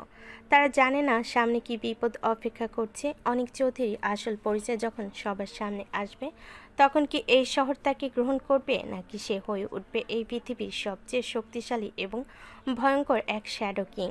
প্রাইভেট জেটের ভেতরে ইঞ্জিনের হালকা গঞ্জন ছাড়া আর কোনো শব্দ নেই। মেঘের ওপর দিয়ে যখন বিমানটি সুইজারল্যান্ডের দিকে এগিয়ে যাচ্ছে, অনিক তখন জানালার বাইরে তাকিয়ে এক গভীর ভাবনায় মগ্ন। তার কোলের উপর পড়ে থাকা সেই পোড়া ডায়েরিটার প্রতিটি পাতা এখন তার কাছে এক একটা বিস্ফোরক। সাইমা পাশে বসে অনিকের স্থিরতা অনুভব করছে। সে জানে অনিক আজ যে সত্যের মুখোমুখি হতে যাচ্ছেন তা তার পুরনো অস্তিত্বটাকে বদলে দিতে পারে। সাইমা ল্যাপটপে সেই জিপ ফাইলের অবশিষ্টাংশ ডিকোড করতে করতে হঠাৎ একটা অডিও ক্লিপ খুঁজে পেল। সে হেডফোনটা অনিকের কানে লাগিয়ে দিল। অডিওতে 20 বছর আগে সে ঝড়ের রাতে শব্দ শোনা যাচ্ছে, আর এরই মাঝে মিস্টার এক্সের সেই শীতল কণ্ঠস্বর বেজে উঠল, শামসুল, কাজটা কি নিখুঁতভাবে হয়েছে? 4 নাম্বার গোডাউনের কোনো চিহ্ন বাকি নেই তো? মনে রেখো, আমার নিজের রক্ত হলেও অনিককে আমি দয়া করব না যদি সে আমার পথে বাধা হয়ে দাঁড়ায়। তবে আপাতত ওকে তোমরা কাছেই রাখো। ওর ভেতরে ঘৃণার বিষটা এমনভাবে ঢুকিয়ে দাও যেন বড় হয়ে ও একটা নির্দয় শিকারী হয়ে ওঠে। শিকারী না হলে ও এই সিন্ডিকেট সামলাতে পারবে না। অনেক দাঁতে দাঁত চেপে ল্যাপটপের স্ক্রিনের দিকে তাকিয়ে রইলেন। তিনি ঘৃণা ভরে বললেন যে তাকে শৈশব থেকে অভাব আর অবহেলার মাঝে বড় করা হয়েছিল কেবল একটা নিষ্ঠুর দানব তৈরির ল্যাবরেটরির প্রজেক্ট হিসেবে। সাইমার দিকে তাকিয়ে তিনি প্রশ্ন করলেন যে তার জীবনটা কি তবে একটা সাজানো নাটক ছাড়া আর কিছুই নয়? সাইমা তাকে শক্ত হতে বলে জানালো যে মিস্টার এক্স অনিককে দানব বানাতে চাইলেও তার ভেতরের বিবেককে চিনতে ভুল করেছেন। এরপর সাইমা প্রজেক্ট সেকেন্ড লাইফের ভেতরে থাকা একটি মেডিকেল রিপোর্ট ওপেন করলো। সেখানে দেখা যাচ্ছে অনিকের আম্মুর মৃত্যুর আসল কারণ কোনো সাধারণ অসুখ ছিল না। তাকে দীর্ঘ 20 বছর ধরে এমন এক ধরনের স্লো পয়জন দেওয়া হয়েছিল যা ধীরে ধীরে স্মৃতিশক্তি কেড়ে নেয় এবং অঙ্গ প্রত্যঙ্গ বিকল করে দেয়। এই বিষ সরবরাহ করেছিল মিস্টার এক্সের ব্যক্তিগত ল্যাব। অনিকের চোখ দুটো লাল হয়ে গেল। তিনি বুঝতে পারলেন তাকে তিনি নিজের বাবা ভেবে ঘৃণা করছেন, অর্থাৎ শামসুল চৌধুরী। সে ছিল কেবল একজন বেতনভুক্ত জল্লাদ। আসল খুনি তো সে লোকটা যার রক্ত অনিকে ধমনীত হচ্ছে। কয়েক ঘন্টা পর সুইজারল্যান্ডের সেই private island the silent fortress, চারিদিকে বরফে ঢাকা পাহাড় আর মাঝখানে এক আধুনিক দুর্গ। অনেক আর সাইমা হেলিকপ্টার থেকে নামার সাথে সাথে একদল রোবোটিক গার্ড তাদের ঘিরে ধরল, কিন্তু কারোর হাতে কোনো অস্ত্র নেই। তারা যেন অনিককে স্বাগত জানাতেই দাঁড়িয়ে আছে। দুর্গের প্রধান হলরুমে প্রবেশের সাথে সাথে সাইমা চমকে উঠল। হলরুমে দেওয়ালে অনিকের আমূল বিশালাকার সব ছবি, যেখানে প্রতিটি ছবিতে তিনি হাসছেন। হলের মাঝখানে একটি রাজকীয় চেয়ারে পিঠ দিয়ে বসে আছেন সেই রহস্যময় ব্যক্তি মিস্টার এক্স। স্বাগতম আনিক, স্বাগতম আমার একমাত্র উত্তরসূরি। আমি জানতাম তুমি ঠিক সময়েই পৌঁছাবে। সাইমা সীমাকেও দেখে ভালো লাগলো। অনিকের বুদ্ধির পাশে আপনার মতো একজন প্রখর মস্তিষ্কের সাথী প্রয়োজন ছিল। আপনার মুখে আমার আম্মুর নাম উচ্চারণ করবেন না। আপনি আপনার নিজের স্ত্রীকে বিষ দিয়ে মেরেছেন, নিজের ছেলেকে একটা নরকে বড় হতে বাধ্য করেছেন। কোন সাহসে আপনি আমাকে এখানে ডেকেছেন? আবেগ অনেক, আবেগ হলো দুর্বলদের অলংকার। আমি তোমার আম্মুকে বিষ দিয়েছিলাম কারণ সে তোমাকে নিয়ে এই জগৎ থেকে পালিয়ে যেতে চেয়েছিল। সে চেয়েছিল তুমি একজন সাধারণ মানুষ হিসেবে বড় হও, কিন্তু আমি চেয়েছিলাম তুমি এই পৃথিবীর অধিপতি হও। আজ দেখো তুমি শ্যাডো কিং হয়েছ। তুমি অয়নকে ধ্বংস করেছ, শামসুলকে জেলে পাঠিয়েছ। আমি যা চেয়েছিলাম তুমি তার চেয়েও বেশি নিখুঁত হয়েছ। মিস্টার এক্স চেয়ার ঘুরিয়ে অনিকের মুখোমুখি হলেন। তার কপালে একটা গভীর কাটা দাগ। তিনি টেবিল থেকে সে আসল নীল হীরের লকেটটা বের করলেন। হুবহু এই লকেটটা অনেক সাগরে ফেলে দিয়েছিল, কিন্তু এটি আকারে বড় এবং অত্যন্ত উজ্জ্বল। সাইমা বিস্মিত প্রকাশ করে জানতে চাইল যে ওই লকেটটা সাগরে ফেলে দেওয়ার পরও এখানে কিভাবে এলো। মিস্টার এক্স জানালেন যে অনিক যেটা ফেলে দিয়েছিল সেটা ছিল কেবল একটা সিগন্যাল। আসল লকেট 20 বছর ধরে তার কাছে ছিল। এই হীরের ভেতরেই আছে বিশ্বের প্রধান 10টি দেশ। সেন্ট্রাল ব্যাংকের নিয়ন্ত্রণ কোড যে এই লকেটটা ধারণ করবে সে পুরো পৃথিবীর অর্থনীতি নিয়ন্ত্রণ করবে। এরপর তিনি অনেকের হাতে এই রাজমুকুট তুলে দিতে চাইলেন। আপনার এই রক্তমাখা মুকুট আমি পায়ের তলে পিষে ফেলতে পারি। আমি এখানে উত্তরাধিকার নিতে আসিনি মিস্টার এক্স, আমি এসেছি আপনাকে শেষ করতে। আপনি ভেবেছেন আপনি আমাকে দানব বানিয়েছেন? না, আমি হয়েছি আপনার যমরাজ। অনেক পকেট থেকে একটি রিমোট কন্ট্রোল বের করলেন। অনেক মিস্টার এক্সকে জানিয়ে দিলেন যে তার সিস্টেম হ্যাক করা হয়ে গেছে। স্যামা যে ফাইলটা ডিকোড করেছিলেন তার ভেতরে একটা সেলফ ডিস্ট্রাকশন কোড ছিল। অনেক সেই কোডটা দুর্গের মেন সার্ভারে পাঠিয়ে দিয়েছেন। মিস্টার এক্স অট্টহাসি হেসে বললেন যে অনেক নিজেকে আর সাইমাকে বিপদে ফেলে এই কাজ করবেন না। তিনি সাইমা দৃঢ়কণ্ঠে জানালেন যে অন্যের বিনাশ করতে যদি তাদের জীবনে দিতে হয় তবে তারা পিছু পা হবে না। দুর্গের ভেতর রেড অ্যালার্ট বাজাতে শুরু করলো। মিস্টার এক্স পাগলের মতো লকেটের বোতাম চাপার চেষ্টা করলেন, ঠিক সেই মুহূর্তেই হলের এক গোপন দরজা দিয়ে বেরিয়ে এলো অয়ন। অয়নের হাতে একটি রিমোট ডেটোনেটর। অনেক অনেক নাটক করেছিস। মিস্টার এক্স আপনাকে কথা দিয়েছিলেন আমাকে বাঁচাবেন, কিন্তু তিনি আপনাকে মুকুট দিতে চাচ্ছেন। আমি এটা হতে দেব না। এই দুর্গ যদি ধ্বংস হয় তবে আমরা সবাই একসাথে মরব। অয়ন ডেটোনেটরের বোতাম চাপার আগে অনেক বিদ্যুতের গতিতে অয়নের উপর ঝাঁপিয়ে পড়লেন। হাতাহাতির এক পর্যায়ে অয়ন মেঝেতে আশ্রে পড়লেন।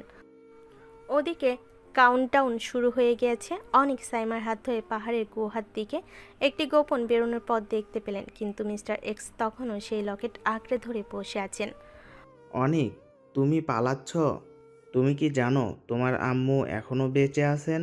এই দুর্গের মাটির নিচে এক বিশেষ ল্যাবে তাকে কৃত্রিমভাবে বাঁচিয়ে রাখা হয়েছে। তুমি যদি দুর্গ ধ্বংস করো তবে তুমি তোমার মাকেও মারবে। অনেকের পা থমকে গেল। সাইমা অবিশ্বাসের দৃষ্টিতে অনেকের দিকে তাকিয়ে রইল। দুর্গের কাঁপন শুরু হয়ে গেছে। অয়ন পাথর খসে পড়ছে ছাদ থেকে। অনেক কি পারবেন সত্য আর মিথ্যার এই গোলক ধাঁধা থেকে তার মাকে উদ্ধার করতে? রহস্যের প্রতিটি পরত এখন খুলতে শুরু করেছে। দুর্গের চারিদিকে সাইরেন তখন রণক্ষেত্রে শঙ্খধ্বনির মতো বাজছে। ছাদ থেকে বিশাল বিশাল পাথরের টুকরো খসে পড়ছে। মিস্টার এক্সের পৈশাচিক হাসির শব্দে পুরো হলরুম থমথম করছে। অনেক বুঝতে পারলেন তার আম্মুকে ঢাল হিসেবে ব্যবহার করে মিস্টার এক্স শেষ চালটি চেলেছেন, কিন্তু অনেকের চোখে এখন আর কোনো বিশেষ সংশয় নেই। সেখানে জ্বলছে তামিল সিনেমার হিরোদের মতো বিধ্বংসী এক আগুন। তিনি সাইমার দিকে একবার তাকালেন এবং তারপর বিদ্যুতের গতিতে নিজের জ্যাকেটের জিপার খুলে ফেলেন। ভেতরে তার শরীরে লাগানো আছে উন্নত প্রযুক্তির এক কেমিক্যাল আর্মার। সাইমা, আপনি বেরোনোর পথের দিকে যান। আমি আমার আম্মুকে নিয়ে আসছি। আজ এই দুর্গ ধ্বংস হবে, কিন্তু আমার মা আর আমার ন্যায় বিচার নয়। স্যার, একা যাবেন না। অয়ন কিন্তু এখনো বিপজ্জনক। অয়ন আমার রাস্তার ধুলো ছাড়া আর কিছুই নয়। আজ রাজপুত্রের আসল রূপ দেখবে এই দুনিয়া। অনেক আর এক মুহূর্ত দেরি না করে হলরুমের মাঝখানে মার্বেল পাথরে মেঝেতে এক প্রচণ্ড লাথি মারলেন। মেঝেটি আধুনিক মেকানিজমে তৈরি হওয়াতে তার দুই ভাগে বিভক্ত হয়ে গেল। অনেক সরাসরি 20 ফুট নিচে মাটির তলার ল্যাবে ঝাঁপিয়ে পড়লেন। ঠিক সেই সময় অয়ন হাতে একটি স্বয়ংক্রিয় রাইফেল নিয়ে অনেককে লক্ষ্য করে গুলি ছুটতে শুরু করলো। অনেক শূন্যে ঝাঁপিয়ে পড়ে ব্যাকশিপ দিলেন এবং মেঝের ওপর স্লাইড করে অয়নের একদম পায়ের কাছে চলে এলেন।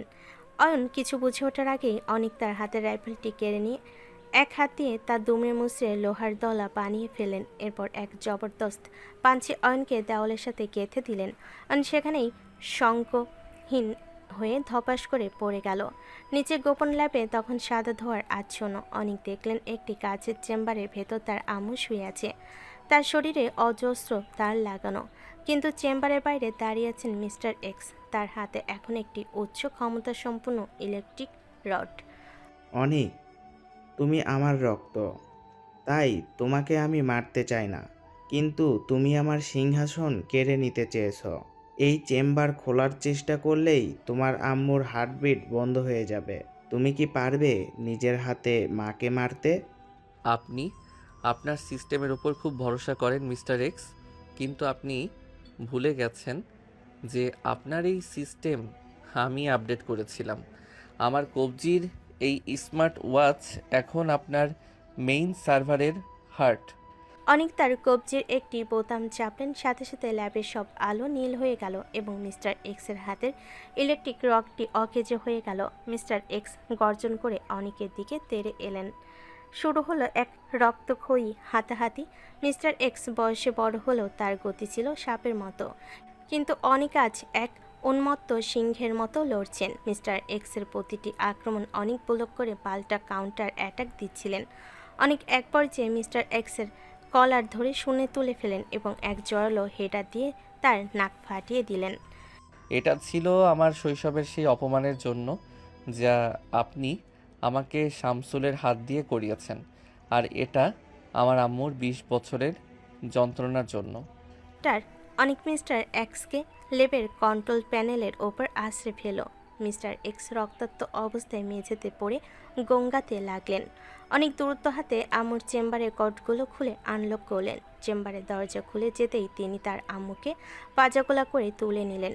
আম্মুর চোখের পাতা হালকা নড়ে উঠল। তিনি অস্পষ্ট স্বরে অনিক বলে ডাকলেন। অনেকের দুচোখ পেয়ে তখন আনন্দের অশ্রু বইছে। ঠিক সেই সময় সাইমা উপর থেকে চিৎকার করে উঠল যে আর মাত্র 30 সেকেন্ড সময় আছে। অনেক আম্মুকে নিয়ে এক লাফে উপরে উঠে এলেন। মিস্টার এক্স নিচ থেকে পড়ে পাগলের মতো হাসছেন, কারণ তিনি জানেন পালানোর কোনো পথ নেই। অনেক সাইমাকে এক হাতে ধরলেন এবং অন্য হাতে আম্মুকে চাপটে ধরে দুর্গের জানালার কাছ ভেঙে পাহাড়ের ঢাল দিয়ে সোজা নিচের দিকে স্লাইড করতে লাগলেন। ঠিক সেই মুহূর্তেই এক বিকট শব্দে পুরো আইল্যান্ড কেঁপে উঠল। মিস্টার এক্সের সেই অহংকারের দুর্গ আগুনের গোলার মতো আকাশে মিলিয়ে গেল। সমুদ্রের তীরে অপেক্ষায়মান উদ্ধারকারী বোটে সাইমা আর অনিক তখন নিরাপদে পৌঁছে গেছেন। অনিকের আম্মু ধীরে ধীরে চোখ মেলালেন। তিনি সাইমার অনিকের হাত ধরে হাসলেন। সব রহস্যের সমাধান আজ হাতের নাগালে। অনিক সাইমার দিকে তাকিয়ে সব সত্য পরিষ্কার করলেন। মিস্টার এক্স আসলে অনিকের আপন বাবা ছিলেন না, তিনি ছিলেন অনিকের নানা, সেই নিখোঁজ business partner, the king without a crown, যিনি অনিকের আম্মুকে জোর করে তুলে নিয়ে এসে আটকে রেখেছিলেন এবং অনিককে দাবার গুটি বানিয়েছিলেন। অনিকের আসল বাবা ছিলেন সেই ডকইয়ার্ডের আগুনে মৃত অ্যাকাউন্টেন্ট নন, বরং অনিকের নানা, সেই সৎ বংশধর যাকে বহু আগে সরিয়ে দেওয়া হয়েছিল। স্যার, তার মানে আপনি শুরু থেকেই জানতেন যে মিস্টার এক্স আপনার কেউ নন? আমি জানতাম সাইমা, আমি শুধু সুযোগের অপেক্ষায় ছিলাম কখন সে নিজেকে এক্সপোজ করে। লকেটের সেই হিরেটা ছিল একটা ট্র্যাকার, যা আমাকে এই দুর্গের একদম গভীরে নিয়ে এসেছে। আমার আম্মুকে ফিরে পাওয়াই ছিল আমার আসল আভিজাত্য। স্যার, আর মিস্টার এক্সের কি হবে? মিস্টার এক্স তার নিজের তৈরি করা আগুনেই শেষ হয়ে গেছেন, আর অয়নকে পুলিশ হেফাজতে নেওয়া হয়েছে। তার সারা জীবন এখন জেলের অন্ধকারেই কাটবে। আজ থেকে চৌধুরী সাম্রাজ্য নয়, আজ থেকে শুরু হবে সাধারণ মানুষের জয়গান। সূর্যের প্রথম আলো যখন সাগরের নোনা জলে চিকচিক করছে, অনিক চৌধুরী তখন সাইমার চোখের দিকে তাকালেন। কোনো আভিজাত্য বা টাকার অহংকার নয়, আজ সেখানে আছে এক বুক শান্তি। অনেক আম্মুর মাথায় হাত বুলিয়ে দিলেন। যে ছেলেটিকে একদিন সবাই পিওনের জুতোর সমানও ভাবিনি, আজ সে বিশ্বের শ্রেষ্ঠ শ্যাডো কিং থেকে এক সত্যিকারের নায়ক হয়ে ফিরে এলো। সাইমা হাসি মুখে অনেকের হাতটা ধরল। ভোরের এই স্নিগ্ধ আলোতে এক নতুন জীবনের সূচনা হলো, যেখানে কোনো রহস্য নেই, আছে কেবল ভালোবাসা আর মুক্তি। সুইজারল্যান্ডের সেই ভয়াবহ অগ্নিকাণ্ডের পর কেটে গেছে দীর্ঘ 6টি মাস। বরফে ঢাকা পাহাড়ের সেই বিভীষিকা এখন কেবল একটি দুঃস্বপ্ন। ঢাকা শহরের বুকে আজ এক উৎসবের আমেজ। চৌধুরী ভিলার সেই পুরনো বিষাদমাখা দেওয়ালগুলো এখন নতুন রঙে উজ্জ্বল। অনিক চৌধুরী আজ কোনো কালো স্যুট বা মেকানিক্যাল আর্মার পরে নেই, তার পরনে আজ একটি সাধারণ সাদা পাঞ্জাবি। আভিজাত্যের চেয়ে আভিজাত্য তার চেহারায় এখন এক স্বর্গীয় প্রশান্তি বিরাজ করছে। বাড়ির বিশাল বাগানে আম গাছে নতুন মুকুল এসেছে। অনিকের আম্মু এখন পুরোপুরি সুস্থ। তিনি একটি আরাম কেদারায় বসে সাইমার সাথে গল্প করছেন। সাইমা আজ হালকা নীল রঙের একটি শাড়ি পরেছে, যা তাকে এক অপরূপ স্নিগ্ধতা দিয়েছে। অনেক দূর থেকে এই দৃশ্যটি দেখে মনে মনে ভাবলেন, পৃথিবীর সব সম্পদ একদিকে আর তার মায়ের এই নির্মল হাসি অন্যদিকে। আম্মু, তোমাদের গল্প কি আজ শেষ হবে না? অতিথিরা কিন্তু সব চলে এসেছে। সাইমা, তুমি কি আজকের অনুষ্ঠানের প্রধান আকর্ষণ হতে চাও নাকি? স্যার, আপনি এখনো সেই বসের মতো কথা বলছেন। আজ অফিসের ফাইল নয়, আজ আপনার জীবনের সবচেয়ে বড় প্রজেক্টের শুভ উদ্বোধন। আম্মু, দেখুন আপনার ছেলে এখনো কেমন শাসন করছে। অনিক, আমার সাইমামাকে একদম বকবি না। ও না থাকলে আজ আমি তোরে ফিরে পেতাম না। সাইমা এখন এই বাড়ির লক্ষ্মী। অনিক, তুই কি অয়নের খবর পেয়েছিস? অনেকের মুখটা এক মুহূর্তের জন্য গম্ভীর হলো। অয়ন আর শামসুল চৌধুরী এখন জেলের অন্ধকারের কুঠুরিতে তাদের কৃতকর্মে বিচার ভোগ করছে। আরমানকে অনেক একটি ভালো আইনি সহায়তার মাধ্যমে জামিন করিয়েছেন এবং তাকে তার নতুন কৃষি প্রজেক্টের দায়িত্ব দিয়েছেন। অনেক তার আম্মুর হাত ধরে বলেন যে অয়ন তার প্রাপ্য শাস্তি পেয়েছে, তবে শামসুল চৌধুরীর চিকিৎসার দায়িত্ব তিনি নিজে নিয়েছেন। শত্রুতা থাকলেও মানবিকতা হারাননি অনেক। অনেকের আম্মু তৃপ্তির হাসি হাসলেন। ঠিক সেই সময় গেট দিয়ে প্রবেশ করলেন আরমান আর আনিসা। আনিসা এখন আর সে ভেঙে পড়া নারী নন, তিনি এখন একটা নারী উন্নয়ন সংস্থার প্রধান। অন্যের পাপের ছায়া থেকে তিনি নিজেকে মুক্ত করেছেন। এটা আমার একার জয় নয় আরমান, এটা আমাদের সবার জয়। সাইমা, তুমি যে বলেছিলে সত্য সবসময় সুন্দর হয় না, আজ দেখো সত্য যখন মন্দের বিনাশ করে ফিরে আসে তখন তা ভোরের আলোর চেয়েও সুন্দর হয়। অনুষ্ঠানের মূল পর্ব শুরু হলো। অনেক আস্থার সব ব্যবসায়িক সাম্রাজ্যের একটি বড় অংশ সাধারণ মানুষের কল্যাণে দান করার ঘোষণা দিলেন। তিনি চৌধুরী গ্রুপের নাম পরিবর্তন করে রাখলেন মায়ের আঁচল ফাউন্ডেশন। আমন্ত্রিত অতিথিদের করতালিতে চারিদিক মুখরিত হয়ে উঠল। সন্ধ্যার স্নিগ্ধ আলো যখন বাগানময় ছড়িয়ে পড়েছে, অনেক আর সাইমা সাদের বেলকুনিতে এসে দাঁড়ালেন। শহরের আলোকসজ্জা নিচ থেকে তারার মতো চলছে। সাইমা অনেকের হাতের দিকে তাকালো, যেখানে কোনো দামি ঘড়ি নেই, আছে কেবল একটি সাধারণ সুতোর ব্যান্ড যা অনেকের আম্মু তাকে পরিয়ে দিয়েছে। অনেক স্যার, আপনার জীবনটা যদি এখন একটা সিনেমা হতো তবে তার শেষ দৃশ্যটা কেমন হতো? সিনেমার শেষ দৃশ্যে নায়ক জয়ী হয়, কিন্তু বাস্তবের শেষে নায়ক শান্ত হয়। আমি আজ শান্ত সাইমা, আমি আজ সেই ছোট ছেলেটি হয়ে গেছি যে কেবল তার মায়ের ভালোবাসা আর একজন বিশ্বস্ত মানুষের সান্নিধ্য চেয়েছিল। সাইমা, আমি হয়তো কোনোদিন তোমাকে বলতে পারিনি, কিন্তু আমার এই দীর্ঘ লড়াইয়ের মাঝে তুমি ছিলে আমার একমাত্র আশ্রয়। আপনাকে বলতে হবে স্যার, আপনাকে বলতে হবে না স্যার, আমি জানি। আভিজাত্য দিয়ে আপনি হয়তো শহর জয় করেছেন, কিন্তু আপনার সারল্য দিয়ে আপনি আমার মন জয় করেছেন। আজ থেকে আমি আর আপনার পিএ বা সেক্রেটারি নই, আজ থেকে আমি আপনার জীবনের প্রতিটি মুহূর্তের সাক্ষী। অনেক সাইমার হাতটা আলতো করে ধরলেন। ভোরে সেই হিরে যা সাগরে হারিয়ে গিয়েছিল তা যেন আজ সাইমার চোখের তারে ফিরে এসেছে। কোনো রহস্য নেই, কোনো অন্ধকার নেই, আজ কেবল এক বুক ভালোবাসা আর সামনের উজ্জ্বল ভবিষ্যৎ। আকাশের চাঁদটা আজ যেন একটু বেশি স্পষ্ট, যা সাক্ষী দিচ্ছে অত্যাচারের সাম্রাজ্য দাসের ঘরের মতো ভেঙে পড়ল। সততা আর ভালোবাসার ভিত্তি সবসময় অটুট থাকে। অবহেলিত সেই ছেলেটি আজ কেবল বিলিনিয়ার নয়, সে আজ বিশ্বের শ্রেষ্ঠ ধানর্দ হৃদয়ের অধিকারী একজন মানুষ।